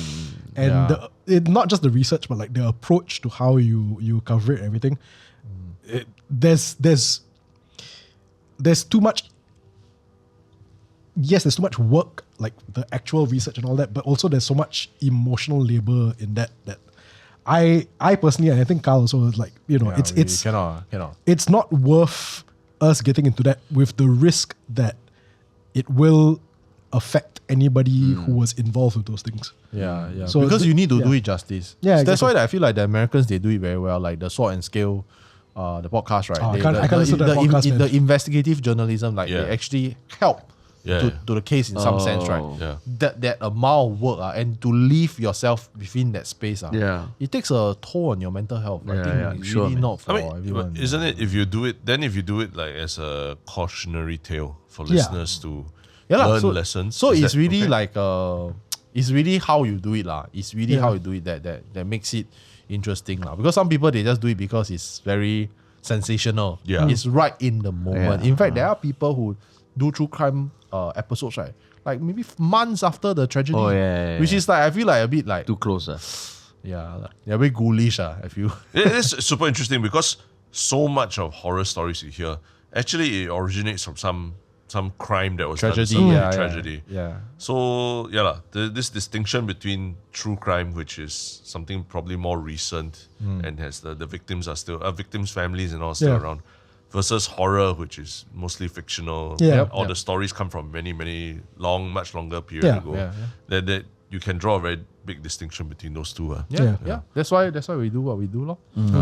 You almost make me feel guilty for like wanting to play horror games or watch horror Why? movies. No, that's why I was Just trying to accept that you're distinguish. emotionally privileged. lah. We are all emotionally privileged. Come on. Like, it's okay, Terence, what? it's okay. I'm literally like last week just like playing Resident Evil and just scaring the shit out of myself every night. Yeah. And then I'm wondering like, why am I doing this to myself? But wow, it's such an amazing feeling when I finish each session, It's like eating chili, lah, right? When people eat chili and you sweat, like you gotta know why you're doing that pain to yourself. Then, But shook, right? Yeah.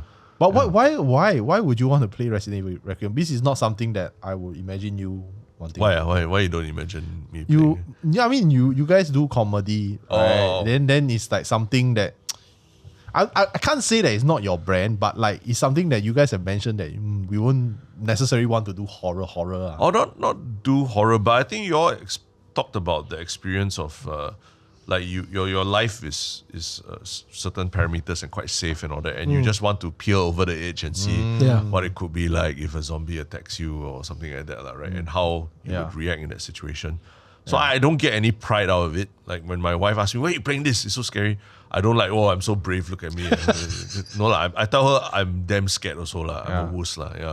But it's damn shock to just try. But what was the reason that made you play? Like, was it because you saw someone playing it or the hype or whatever? No, that experience of like that danger and that, just getting so close and then being able to escape it.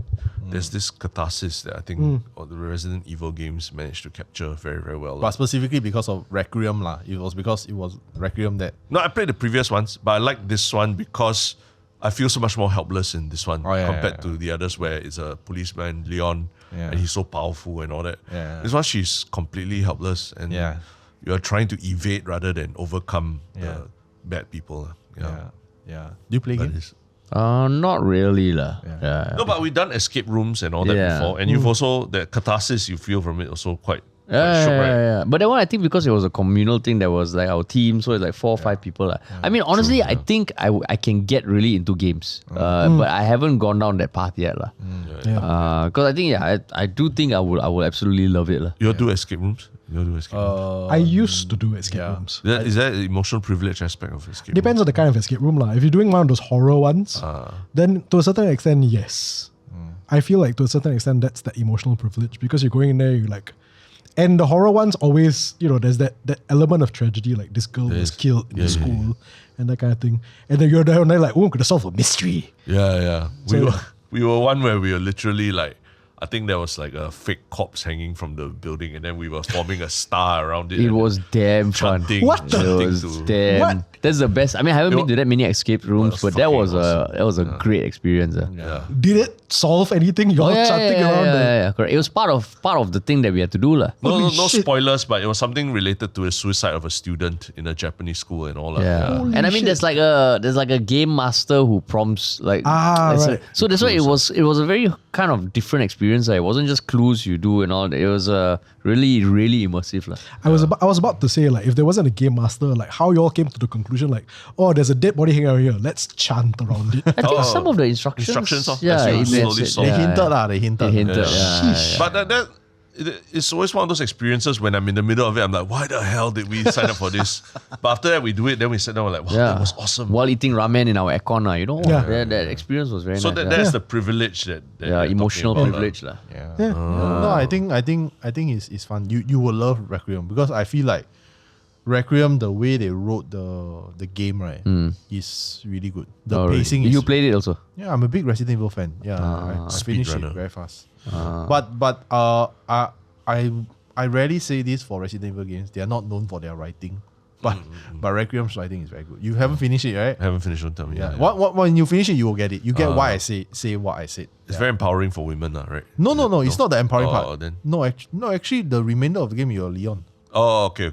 Most of it actually. Because most horror stories, like even the escape room we play, usually the woman is the victim or something lah. Yeah. Or the monster. Yeah. So it's very rare that, I mean, okay lah, there are a lot of movies that the woman is the strong one, but Requiem, I saw that, I can see that, there's this weak female character who by the end you can see, she's grown strength to strength.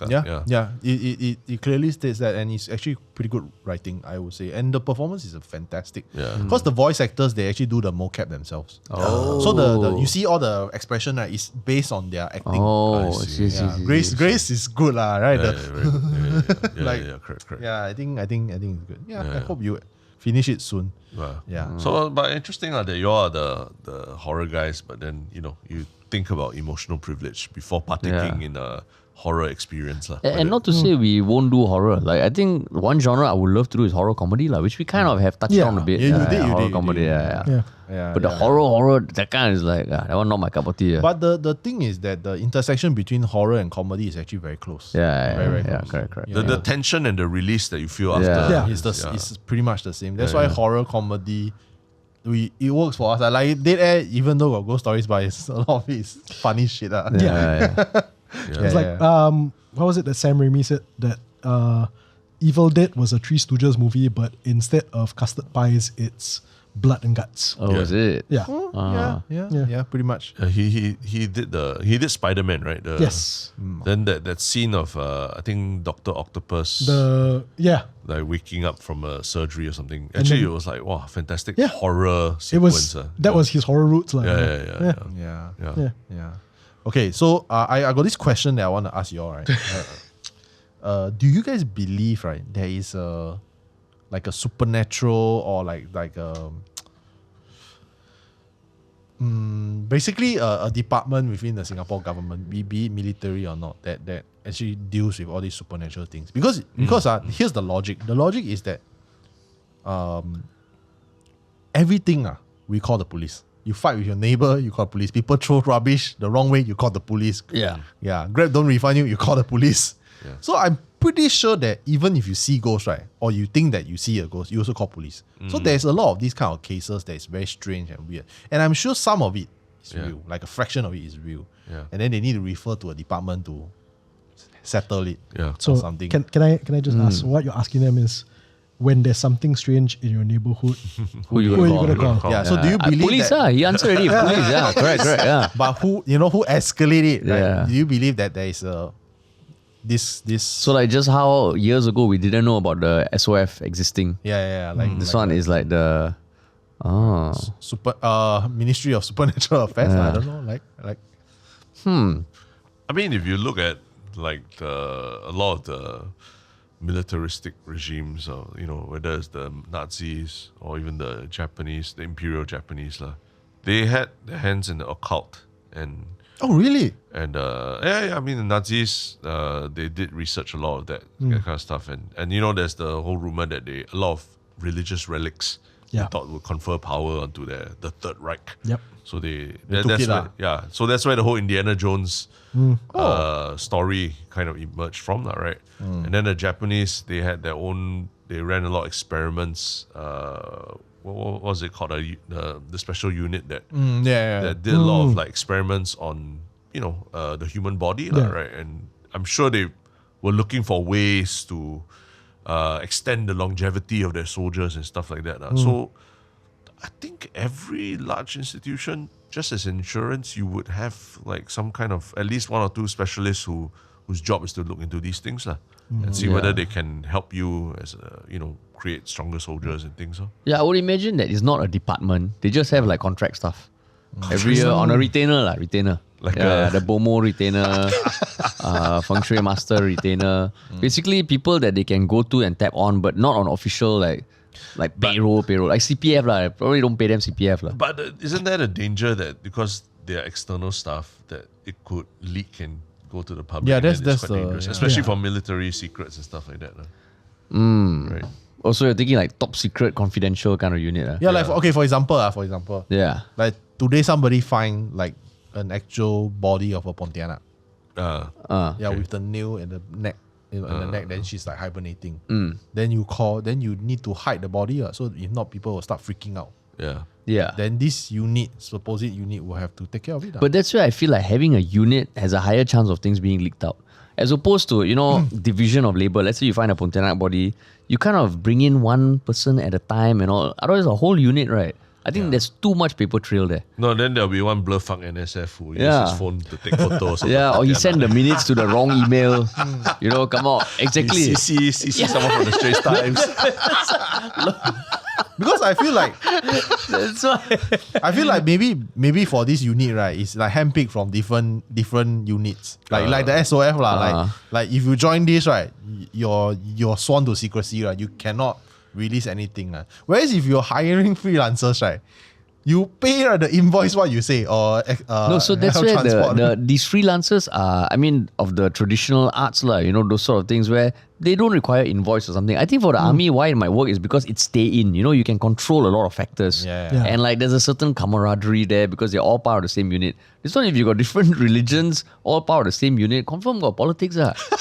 Like this one wants to sit at this table, and the feng shui guy say, hey bro, you cannot, you're disrupting my feng shui. Then the other guy is like, hey, no lah, like, there's too much tension. So I think it's a network that they tap on individually lah. But it's under this this group lah. But I don't think it'll be a specific division lah. I think maybe whenever it's escalated to a certain level, they're like, oh, this problem, okay, can I link you up with someone? So there are some people who are like the nodes lah. And maybe they don't label it as like a unit military thing. Because now consultant.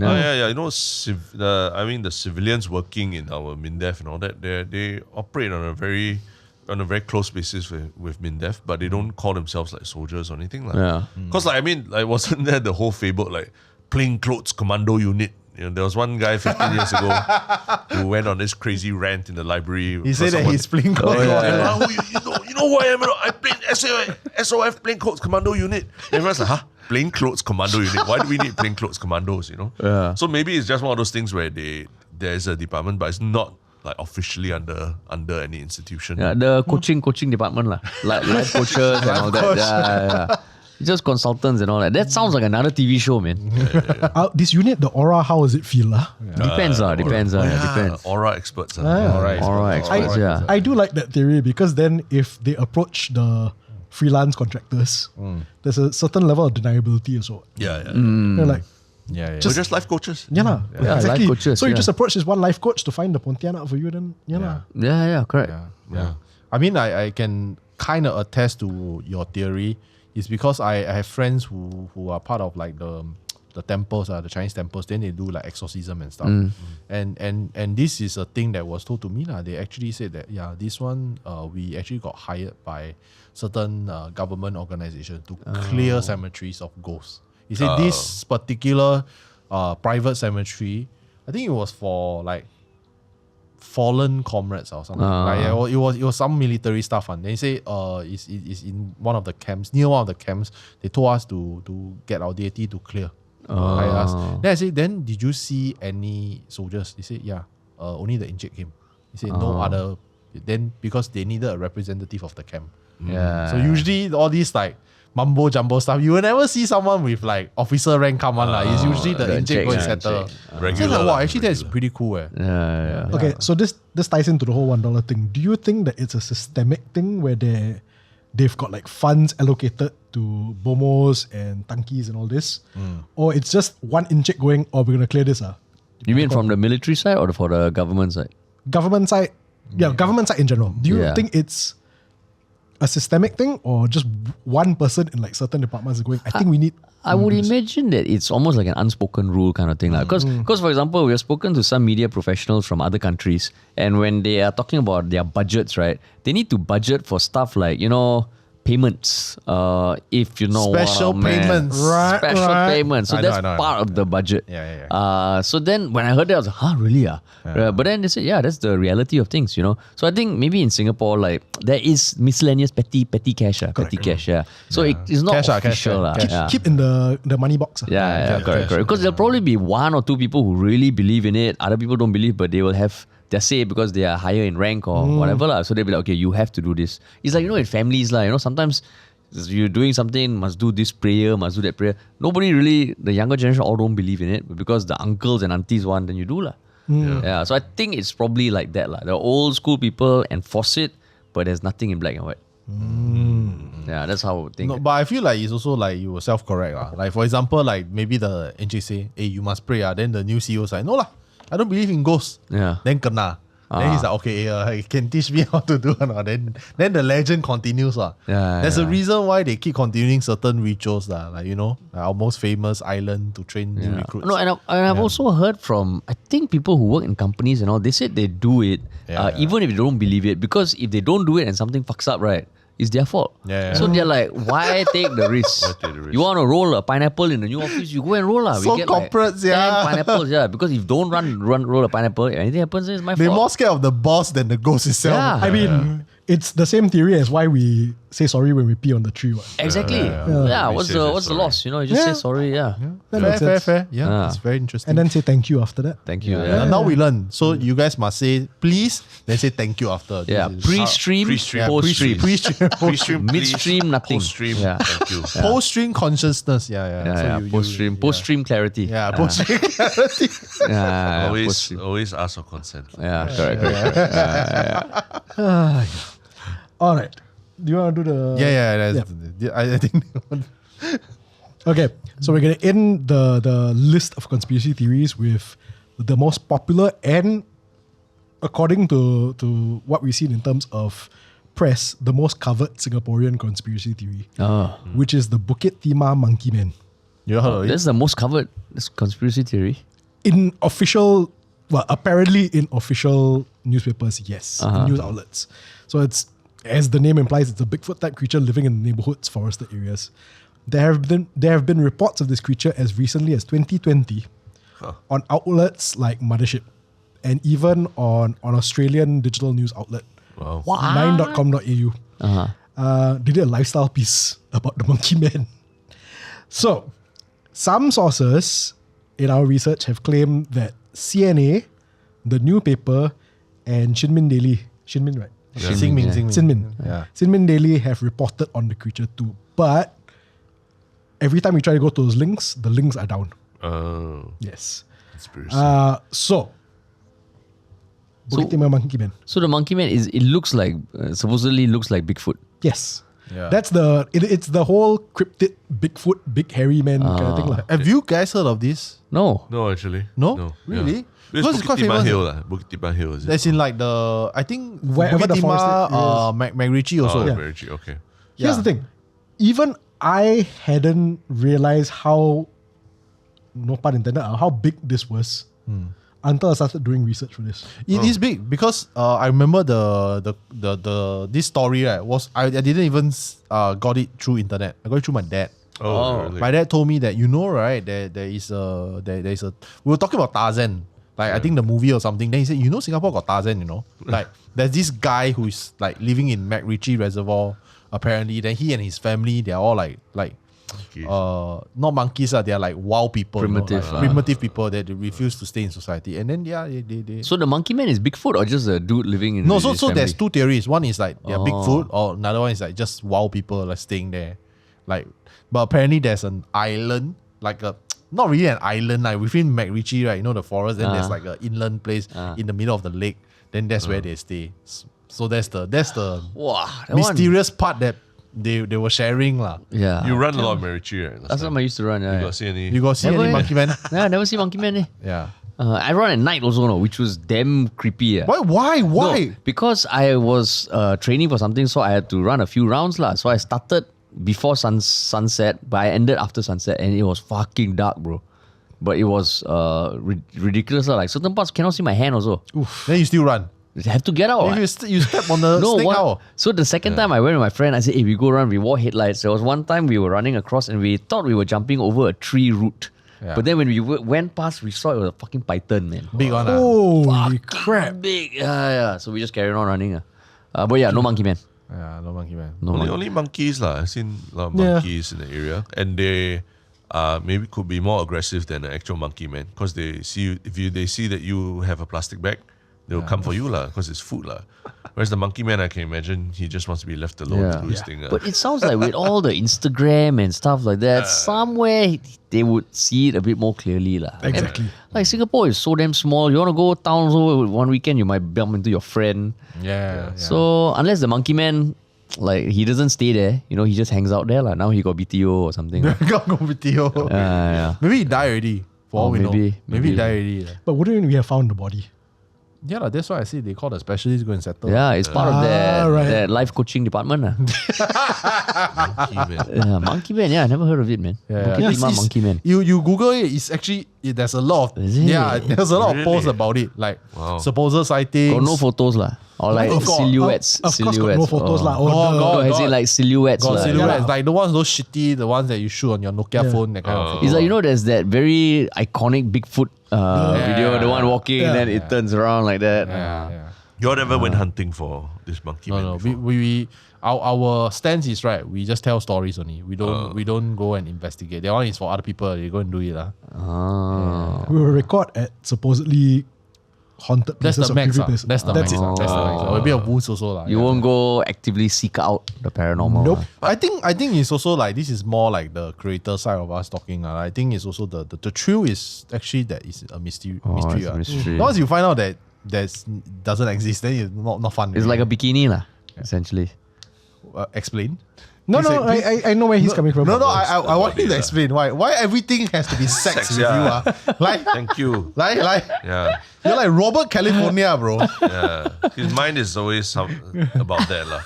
Why Talking even about specifically a politics or what, bikini? Why Yeah, not just swimsuit in No, general? because there is a saying that talks about that. I think the bikini is part of saying it's like the mystery is what it's covering lah. Oh. Yeah, like It's a real hazard for me every time I'm added into like group WhatsApps with him and a guest or something like that. Then after that, suddenly I don't look for my phone for 5 seconds. Then next thing I know, there's some anal joke or something like that going on. that happened maybe once At least lah. twice. Okay, or that something. happened once. I'm like, do I really want to be part of this WhatsApp group? Okay, right. No, that's part of your emotional privilege. Once in a while, you must be scared a bit when you check WhatsApp, so it keeps you on your toes lah. You know. I don't know. I wouldn't call it a privilege. I feel like your style is like Robert California. Everything in life is sex. Everything leads to sex. Sex is life. It's true lah. Actually, if without sex, there won't be humans Yeah. That's true, but I think that's a gross mischaracterization, Carl. I take umbrage at that. You're You listening think too much to Terence. Now your aura is purple color. It's the sexual color. Sexual. I'm colorblind, so I don't even know what purple aura is like. I swear to God, we're gonna get one comment right where somebody goes, actually, each of your colors is this, and this. Maybe, yeah. Yeah. Wait, you're actually colorblind. Yeah, colorblind. Like color, like blue, telling the difference a bit difficult lah. Yes, So it then could be blue. the life blue coach trying aura. to tell color to you. Yeah, so if they say blue, purple aura, like to me it looks the same. Yeah. The life coach didn't know lah. No, I didn't know. So Maybe the they did lah. Oh, yeah. trying to pull a fast one. Yeah, that's why. You're changing the subject about your sexual obsession. No, there is literally a saying. Never mind, I will find it later. You can put it in the show notes. It's a saying. You want to send to us? I form a WhatsApp group after this. Okay. No, but I kind of heard of it lah. But it's not bikini. It's something else. It's something else. It's not bikini. Yeah. Let But me bikini see. is very specific. Yeah, very specific. What were you searching, Haresh? Such a street. Bikini quotes. Bikini life coach. Bikini life coach. I'm sure you'll get results lah, but like Yeah. But I will find it. Yeah. Okay. Okay, so now we move on to the section about what is your favorite, I told you all to bring, right? Singaporean or Southeast Asian conspiracy theory. You got?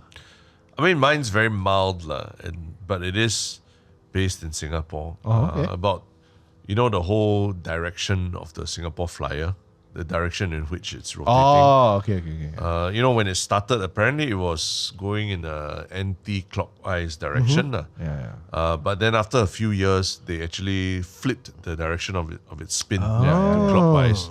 And the theory was that because the idea was that the basin of Marina Bay Basin, you wanted to bring the Huat from Changi, the Changi side into Singapore. So when it was going anti-clockwise, it was actually bringing the Huat out of the Marina Bay Basin, out towards the Changi, where planes are leaving Singapore. Right. So they reversed it, thinking that they wanted the Huat to come in from Changi and then be deposited in the Marina Bay Basin, which is where The wealth is the wealth is lah. the Dragon Pearl. Sands. Apparently that's where the Dragon Pearl of correct. Singapore is. The casino, our CBD is just down the road. There's a reason why they put that and then suck the money. Better not say dragon, no, otherwise Wayne will get excited. You want to go in the mouth, right? it's like Where's the dragon? I think there's a clear distinction. This one, To be fair, this one, Sex, dragon mouth. Sex, to be fair, revolves around that. he's not entirely wrong because I was about to ask, tell me more about this Dragon Pearl. see? Yeah. So apparently there's at the mouth of near Marina Bay Sands, that's where the Dragon Pearl in like feng shui. I'm not a feng shui master, but like from what I heard, right, is where the wealth of the nation is at. That's why you see, right, a lot of key government buildings is around that area. Like including the treasury. I'm pretty sure if they really go with the feng shui thing, the where the treasury is also calculated on every single thing. Yeah. Why are they all there? Yeah, not because of locations. Yeah. I don't think so. Yeah, the flyer one I heard before. They say they try to change the fate. And remember, like the flyer almost like always kind of like want to die like that. Yeah. Like a bit bankrupt. They like change owner or whatever. Everything, And then like the lotus around there, There's a lotus? the Art Science Museum. Oh, essentially is to capture the Huat from the sky and keep it in the bay. So I just found all that quite fascinating, and it's literally. I mean, I always thought of it as like some business decision why they decided to do it, or maybe the view is better when it's going that way. But now to hear the intersection of feng shui with city planning, it's like actually it's a very pragmatic thing for Singapore to do. And I was about to say, because like it's like you might as well just believe, Yeah. right?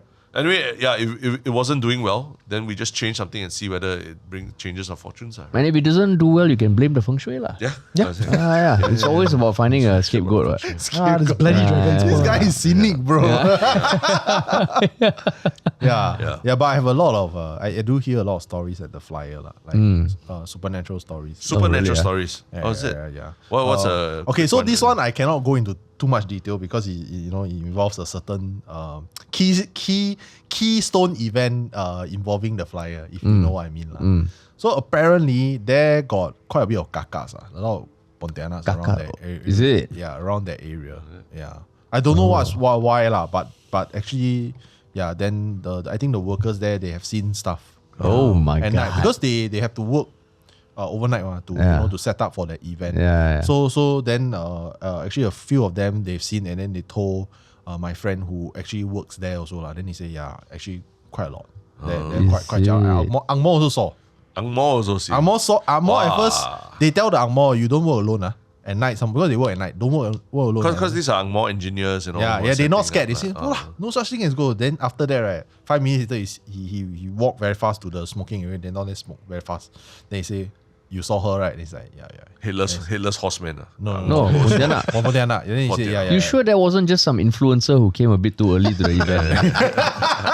Yeah. Too much makeup. Bro, 1 a.m., 2 a.m., bro. I mean, they want to get in the queue, take for the gram and all. Or they just They party still nearby. bro, they right? still so tired. they still setting up, bro. Oh, And this is still setting up. 2025, 2024 Singapore. Where got party, bro? Where got nightlife? No more nightlife, lah, bro. Yeah. So these are some of the stories that were shared, lah. There's one more specific one, but that one, I cannot say here, lah. Later I tell you off. That one gao lat. That one quite gao lat. Yeah. Wow, But yeah, that whole area, like, it really feels like a lot of it. You see all the feng shui set up around it, lah. And then even the the Suntec, that fountain, that. The fountain. It's supposedly just straight down the road from our. You can draw a straight line up basically from our CBD, from our financial district to that fountain. Maybe that's why they got the money. Just not us, lah. Like they got the money. Yeah. And that fountain is what, entirely brass or something like Oh, that. yeah, Oh, is it? yeah, correct. supposedly. Yeah, Brass, yeah. So to collect is like the coins, So all these things, I find it quite fascinating. Yeah. What about you? Mine is not paranormal. It's just that Sex-related. the TFR is lower. No. It's Were you sent by the government? Keep talking about sex. You put the TFR thing, right? You want to make our viewers go make baby, right? I don't think I'm an aphrodisiac by any means. No, the one conspiracy theory I heard, which I find damn interesting, is that the haze is artificially created. You all heard that before? Yeah. What the fuck? Yeah. This is first time. First time. Yeah, I Really? mean, yeah, when trying to read up conspiracy theories, I came across it. And I was like, actually, you think about it, every year the haze shows up, right? All we know is that it's because there's slash and burning somewhere, there's forest fires. Yeah. But we never see any videos of it. We never see any photos. It's just suddenly the haze appears. And we just take it for granted, lah. And then it's one of those things like, I have never thought about, what's actually going on in Singapore when the haze tends to come. But then when I read that, I was like, that's interesting. What's the rationale for creating the haze? I mean, distraction, like what? Keep people indoors for whatever. Maybe whenever people feel, why got so much construction, so many condos coming up? Okay, haze. Then everybody just stay indoors. Somebody's found the body of a Pontianak.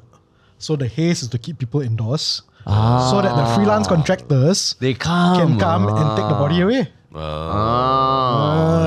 Smoke grenade. But really got people will hide, man. I don't think so. I think people still go out now. Not like during the peak year 2011, there was like the very jialat one. Yeah. But that one really. Maybe that one they have found a few bodies or something. Maybe they found something. Yeah. Maybe the haze, or maybe the haze is like, holy water being sprayed across from the skies, to bless the whole of Singapore. Yeah. I thought the conspiracy theory was that there was cloud seeding to promote rain to clear the haze. But that was not a but fun conspiracy theory. That's not conspiracy. That was actually a thing. Really? No, I think thought the the cloud conspiracy is for seeding NDP. Yeah. Oh, for NDP. Yeah, yes, it's clear for NDP. The cloud seeding for haze actually got. I think they invite the BOMO. Yeah. To do or what? maybe the haze is because there's influx of paranormal activity. They have to burn incense. Just fucking whack the Why, incense. Hungry Ghost one not enough, all the Singapore incinerators, they don't do trash. They just put in incense, and just the whole of Singapore is incense. Yeah. To bless the whole country. Yeah. Okay. Actually, that's a very fun one because it's fun. I never thought of. You think about it, when you see the haze, right? They never say, the haze is because of this area. It's just you just hear, it's blowing from wherever. But where? Yeah, actually you're right because we don't really see. Then you don't see like the news website, shitting on our neighbors. Because usually when they want to do some propaganda shit, right, they will insert B-roll clips of the country Slash doing and some. burn, correct? Yeah, correct. But But don't have the B-roll, right? Then you don't see some correspondent. We desensitized already, correct? I'm here and Batam where they are burning. Yeah, now it's like people just take it for granted. Haze means somewhere burning, but you don't know. I'll take it somewhere further for you in your theory. I think it is to create jobs for the aircon industry. Oh, filtering. Maybe. Yeah, they fix the filtering, then they you use more aircon, then your doctors also. your electrical bill go up, then you get more injection. Now also got a bit of haze, right? Then people sick, then see doctor. Correct. Yeah. I mean the number one conspiracy theory is that a lot of things that happen in the last 5 years is because of the pharmaceutical industry. Because they wanted people to eat more medicine or whatever. The Wuhan virus. Yeah, the Wuhan virus, right? Yeah. So if you go deep enough, But I will say thank you for reminding me. I do need to get my aircon service. My aircon So spoiled already. yeah. My aircon spoiled. I've been living without aircon for like 1 week Oh, plus. that's crazy. Sibei shag. But y'all remember that time when the haze was so bad in Singapore that the skies were almost purple color, right? Yeah. Remember? But we haven't had anything close to that. That one, the aura not damn good. long, right? The That one, sky it aura. looked like almost a bit dystopian when you walk at Yeah. night. Then you can see the light fall through the haze. the fog. yeah. That was pretty crazy. Yeah, that was Yeah, mad. no, the smell really smelled like incense, bro. Yeah. Yeah. So maybe there was just, like, I mean, every 7 months the ghosts are released, right? And then in Ghostbusters movies, when something breaks and all the ghosts escape, maybe somewhere deep down under one of the government buildings, the ghost broke out. Then you're like, fuck, okay, haze. You never know. Yeah. Maybe. Yeah. Maybe. But I think I feel like we are so pragmatic as a society, right? It's all about money, bro. Yeah. It's all about money. Even his conspiracy theory also money. Money, Yeah. It's all about money. Later you never do, then you sway how? Then you cannot make money. Then Yah Lah, then how? Yeah. Right? You go and sell life coach. No, I was just thinking like when you said like the seal broke and then they came out from the government building, I was like, would they really keep it at the government building? Wouldn't they get the contractors to keep it in their own place? The freelance contractors. Oh. Yeah. That was the only flaw that I thought in your plan. Yeah, but then the thing is, then you have to also deal with the real estate and of the contractor. Easier to just keep it, arm's length. That's true. That's true. Yeah. That's true. Privatize it, right? Yeah, privatize paranormal activity. Put Yishun. No? You should, Yeah. Yeah, it doesn't affect.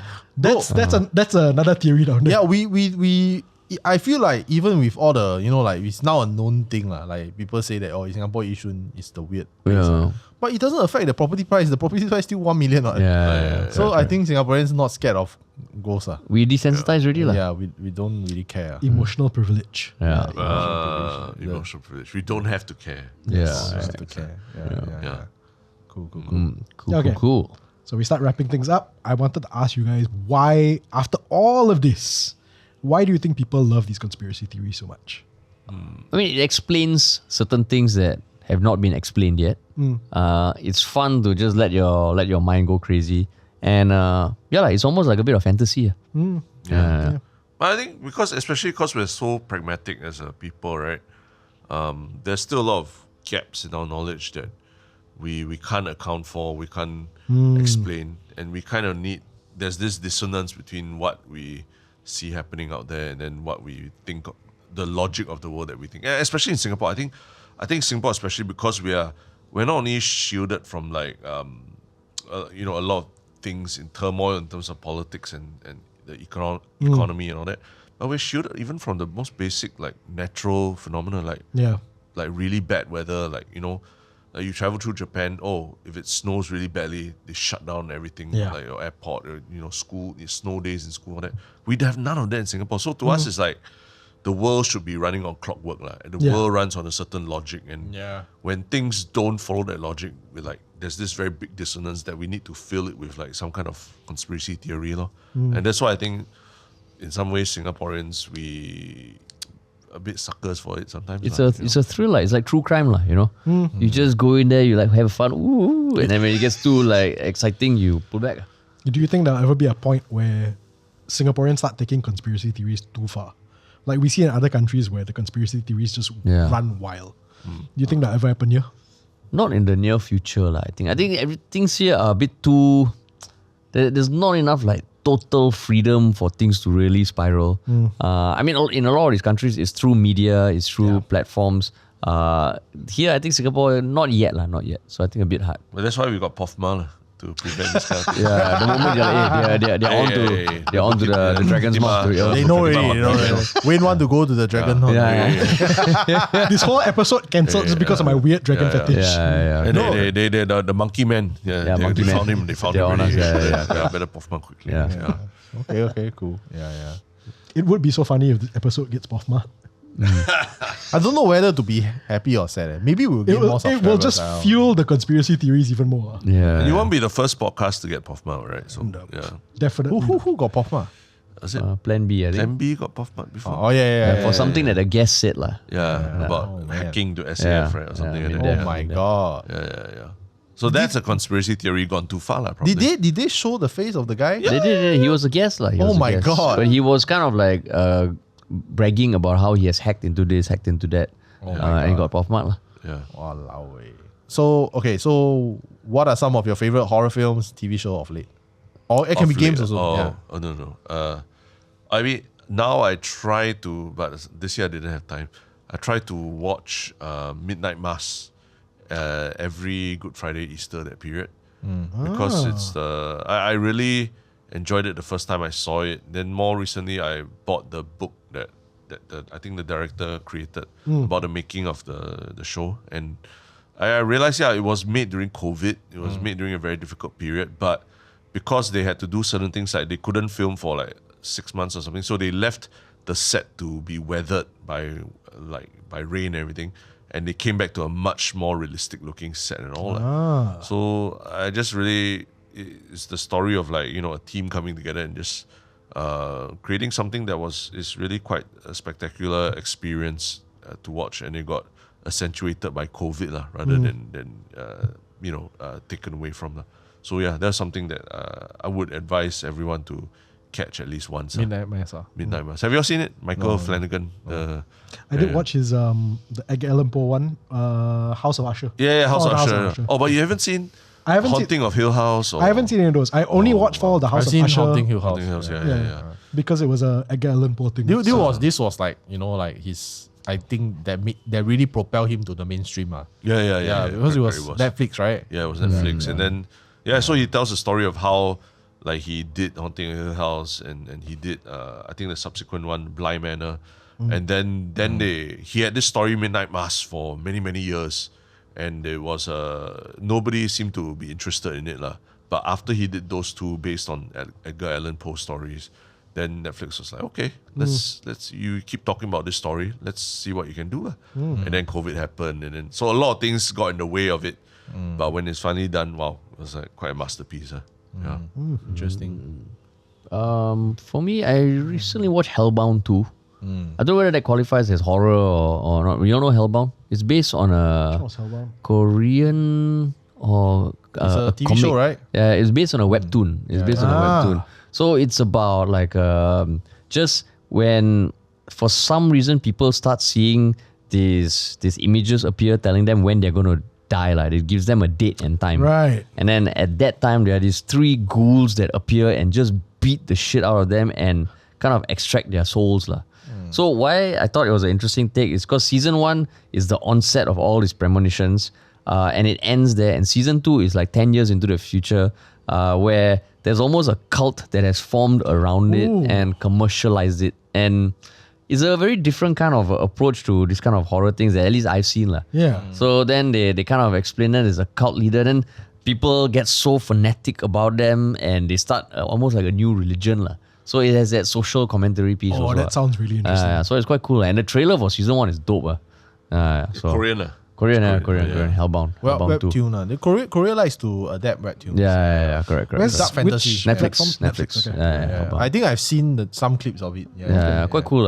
I mean, certain parts a bit, I'm like, still, it doesn't answer all the questions by the end, but it's a fun watch. Yeah. Are you going to share something that horror thing that you all see recently? Horror. I've seen, as of recording, we've seen 2 films already.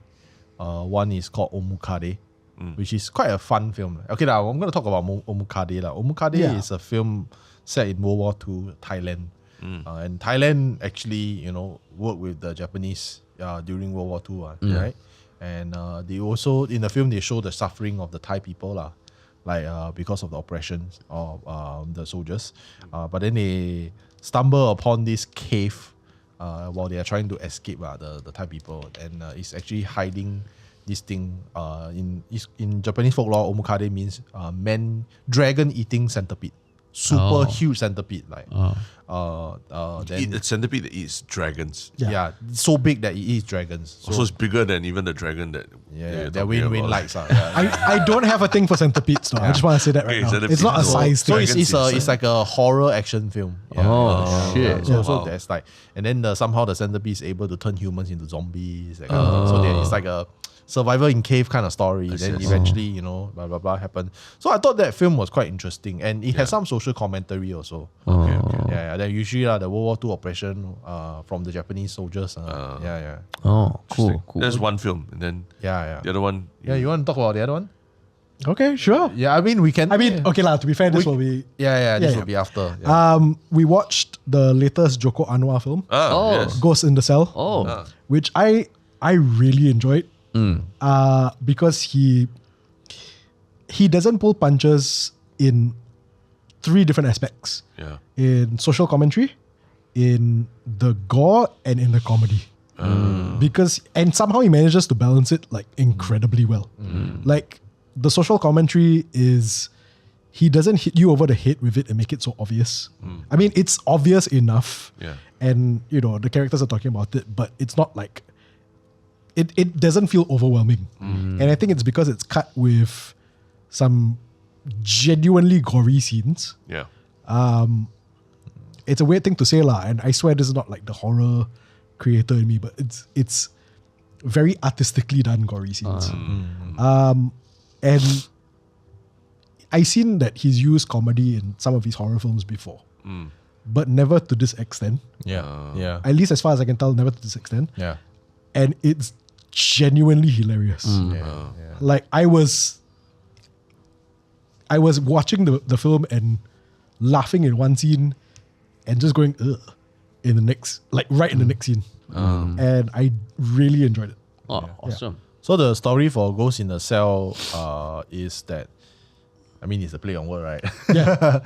Ghost in the Shell. So the story is basically like a group of prisoners suddenly witness like a haunting, that people are getting killed in the prison, and then it's a curse that is being brought upon someone in the prison, and it's very social commentary on politics in Indonesia, which is quite refreshing because he said they really no hold bar.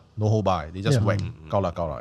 Yeah. So then I feel like wow, the fact that it can screen Wow, solid. Sorry. Yeah. I'm building it up for you guys. But it's not scary. I feel it's not scary. It's more comedy. It's horror comedy, but the gore is really gore. I will say, not to spoil anything at all, but to tie it back to our conversation today, auras are somehow involved. Oh yeah. Yes. Maybe he was making a political statement also about those life coach. Your aura red So your aura red not good, later the ghosts come. Exciting. So there you go. If not for the comedy, for the social commentary, for the gore, the aura, go watch it for the auras. When you say gore is artistically done, like you mean like what is something that you would want to watch, like just like the Tarantino kind of like. No, nothing like that. He meant the gore itself. Yeah, like it's body horror basically. It's body horror, so I don't want to spoil too much. But I just want to know, if I watch it, like, can I eat dinner before that and then watch it, or it's not advisable? Okay, what kind of? Give me a show that would stop you from eating dinner. What's the one that Sneaky Sushi was recently caught for plagiarizing the video about? That kind of thing. I like how he just slide that in. No, because it's that kind of gore where it's just torture gore and then sawing off the leg. Like hostel kind of thing. Sawing off the legs. Okay. It's not. This is fantastical enough so that it's not grounded in reality. But it's still human parts. So Kill Bill to me is it's so outrageous that it's not. Or is it like The Boys? I think it's a bit more like The Boys than Kill Bill. Okay. The Boys. So heads exploding and blood everywhere, but it's things not exploding. But it's beyond realistic. Whereas Kill Bill is like your what's the artistic, word? It's what? Stylistic. like Django Unchained kind. Stylistic realism or some shit like that. Okay. But The Boys is just ridiculously over the top. Over the top. Yeah. Okay. So this one is not the torture gore. It's not the torture gore. Okay. I still wouldn't eat dinner after it. Before okay lah. Before okay. You won't puke. You won't puke in the cinema. Okay, I just need to do that. Yeah. If you do puke in the cinema, I'm sorry lah. Yeah. Then I'll blame you lah. Yeah, that's fair. Just go on the show. It's like that fucking win. Yeah. You owe me a zip line through a dragon's mouth. Yeah, that sick freak with his weird Godzilla dragon fetish. And I didn't know about his dragon fetish. It's now not. you know lah. Now you know. Now I know. Now you know. You want to slide through the dragon hole. You got to find him a dragon hole. Yeah. All right. I swear to God, if you people start sending gifts to me with dragons, Yeah. Well, I'm not saying I won't take them lah. Okay, so y'all know how this goes. We've asked you this before, but we wanted to ask you again to see whether this has changed over the last 2 years since we had you on the show. What scares you? Now, to remind you of your answers from before, your answer last time, Haresh, was being stuck out in the ocean in the middle of nowhere and cockroaches. Oh. Terence, your answer was humanity's capability to hurt each other. this one deep, yeah. Oh, so whether there's any new update. Any update Or is still are the these same? still the things that scare you the most? And when you say scare, just even if it's improbable or something, Yeah. it's just like that. Anything ridiculous Yeah. or realistic, anything. So another one, also somewhat tied to water, is just this thought that I'll wake up, one day from bed and look out my window and it's just like water rising. Yeah, and like I think there's a movie, The Great Flood or something that came out that toys with that premise. You watch it and then you got scared. I haven't watched that. Okay, Yeah. It's just that this is something that is always thought like, hey shit, it'd be so weird if suddenly everything is underwater lah. So the water thing is a recurring thing for me. Yeah. So you won't stay in Long Island. no lah. Long can Island, lah. right nearest to the. No, I like being near water. Oh, I you don't like like being like underwater. I don't think we asked you this last time. Can you swim? I can. Yeah, I can. I just wanted to see whether that was somehow involved. Can. Yeah. I think that answer I gave was I was just trying to sound very smart lah. That answer last time, but more viscerally, I think in more recent years or months, I have this recurring nightmare that I enter an exam, like in school. I enter the school exam hall, and then when I sit down, I realize I did not study at all. Wow. And then I get True this, Singaporean nightmare. Yeah. And it just drags on, and I'm like trying to fill up pages with like nonsense and teachers looking at me disapprovingly, and then I feel so scared by that whole Is ordeal. this a nightmare you have, or That's a nightmare. Like literally like dream, and then I wake trauma. up like, wow, You shit. will Like, wake up at what point? Trauma. like I say, it goes through the whole thing, like of entering the hall, sitting down, realizing you don't know shit, then you are sitting there for 2 hours just flicking your pen, trying to submit your paper, and then your teacher's like, no, just try, that kind of thing. So that has probably traumatized me so much when I was young. I don't know. Actually, I mean, I've never done anything like that, but it was always something I always feared that, one day might happen, weirdly enough, I've had very similar dreams. Yeah. And they're recurring as well. Recurring, right? And the things that I'm so old now, I'm so far removed from school, but it still bugs me. But And that's is crazy. it your kid going to school? I mean, he hasn't even had to take exams yet, so he hasn't even gone there yet. Yeah. But for me, it's just the idea of an exam, determining your future, and then you completely did not prepare for it. That has been ingrained in me as a huge fear. Lah. Yeah, because the fear I have when I have those nightmares is that it's like what you said, it's been so long since I've taken an exam. Yeah. And I'm going in, and somehow I know that the results for this exam will supersede my O-level results. And I'm like, I don't remember a single thing from secondary school. Yeah. So I'm screwed. My whole future is gone. Yeah, correct. Yeah. Not factoring in that I'm doing stuff now that doesn't really require me to have like O-level cert. Exactly. Yeah, same. Zero relevance to the work I do now. But that fear has been ingrained in me. Yeah. Well, that sums up the Singaporean dilemma. Yeah, I know, man. Yeah. The unease that we feel. The unease. I get so annoyed when I wake up from those dreams because it's such a Singaporean dream. It's so stupid. It's so stupid. Because at the end of the day, like, if anything, we all, especially, we've realized like this whole pursuit of like academic excellence, it does. Does it have a very material impact on the work that we do as adults? Like, no. Yeah. It's on trauma, bro. You guys got trauma. Still, younger viewers stay in school. Good school. This one good school. He prefect. You ACS, right? RI. See. Okay. Neighborhood school. I bad student. I never study. So First of all, I don't know whether I will qualify my school as a good school. Yeah. And I wasn't exactly a good prefect either. Yeah. So neither of those things really apply to me. Yeah, you guys. Haresh, you never have that. You never had that dream. God, but not recurring. Not recurring. That means one time. Yeah. So you definitely. also RI, Alright, also right. No, it's just Okay, the all the idea good of school. like going and just that oh fuck, and time is counting Yeah. now. I know I recall that feeling, but thankfully it's not recurring. Yeah. Or you studied the wrong thing or something. I get that feeling a Wow, lot. you guys really traumatized as hell. Traumatized. Well, Kids stay in school. I need to set the preface first. Stay in school, study hard, but not too hard. Because when I was doing my exams at N-level, I was looking at the clock. Wow, still got so long. I fucked something up. 2 hours at the exam, right? I like 1 hour I finished already. Or like 45 minutes I speed run the exam. You speed run like your Resident Evil game like that. Did you pass? Yeah, I did. But some I didn't pass. I don't care. Okay. I wasn't a good student. Did you really pass, or are you just saying this for the cameras? No, I really passed. Okay. There were subjects that I failed. There was a subject that I failed for N-level. Yeah. And people were like, oh, this is the end of the year, but whatever. Yeah. It is what it is. Okay. It is. Amazing. Thanks for coming, guys. Thanks Thank for you having for us, man. your sex it's always stories. fun, Thank you for no your problem. existential stories. I've learned so much about myself Thank today. you for your dragon that's hole why. story. The trauma of like school exams Yeah. has led to this fixation with zip lines and Holes and dragon holes. Yeah. Then what's your obsession?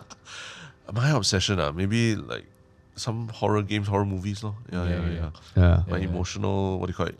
Emotional privilege. Emotional privilege. Our emotional privilege. Our emotional privilege. So, plug. What are you guys up to next, and where can people find you? Yeah. I mean, we have our podcast, Yah Lah But, 3 times a week. We are trying to get even more like guests out of Singapore, outside Singapore, to come and talk about not just politics, not just current affairs, but anything that is like interesting. Yeah. YahLahBut.com. That's right. That's where And you find all us. the social media handles, Yah Lah But, YAHLAH Beauty. Yeah. All right. Awesome. Thank you so much for coming on. Thanks for having us, man. Yeah, thank you. Always great having you guys here, man. And And remember, remember, just because they're stories, it doesn't mean they're not true. Good night, guys. Thanks for Good night. watching. Bye-bye. Bye. If you want to stay up to date on HANTU or listen to our other podcasts like Ghost Maps, subscribe now and follow us on social media. Look for We Are HANTU or click the links in the description. You can also be one of our supporters on Patreon. Dead Air is a HANTU production, hosted by Kyle Ong and Wayne Ray, with album art by Jolene Lim, and recorded on Audio Technica mics.